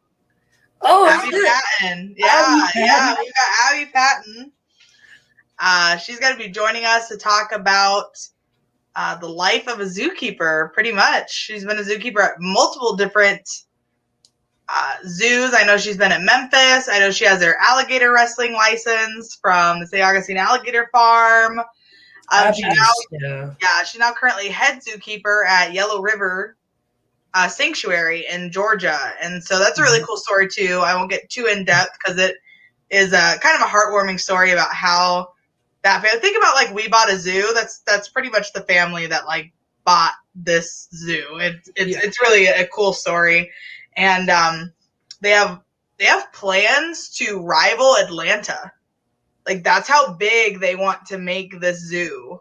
That's yeah. So it's really, really cool. But yeah, should be fun discussion. Something different. For those who don't know, just to throw it out there, Abby Patton is Chase's wife, like Chase who works at JKR. JKR, yes. So you guys know, like, I don't want to paint her in that picture. I don't want her to be known as Chase's wife. I want her to be known as Abby Patton. Abby Patton, yeah, for sure, 100%. Yeah. She is also another just amazing, amazing woman, you know, in the reptile industry, because she does keep a lot of really cool species of reptiles too, but just in like the animal exotic community in general.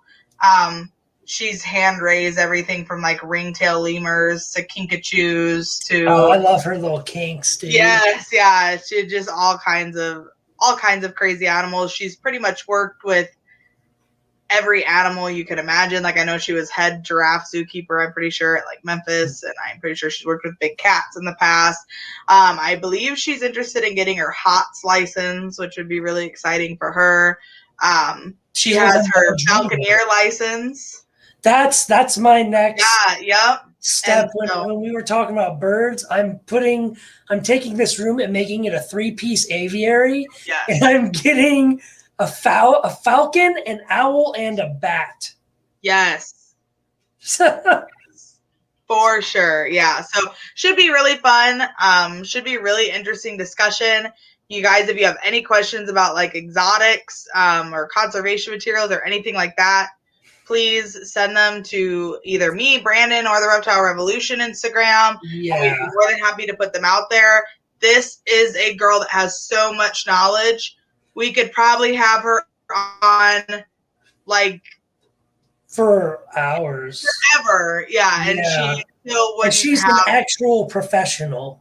Yes. Like she's not a private keeper like we are. She's a licensed, graded, educated professional with experience. So much experience. Like just so much experience too. Yeah, she has worked at so many different zoos and different locations.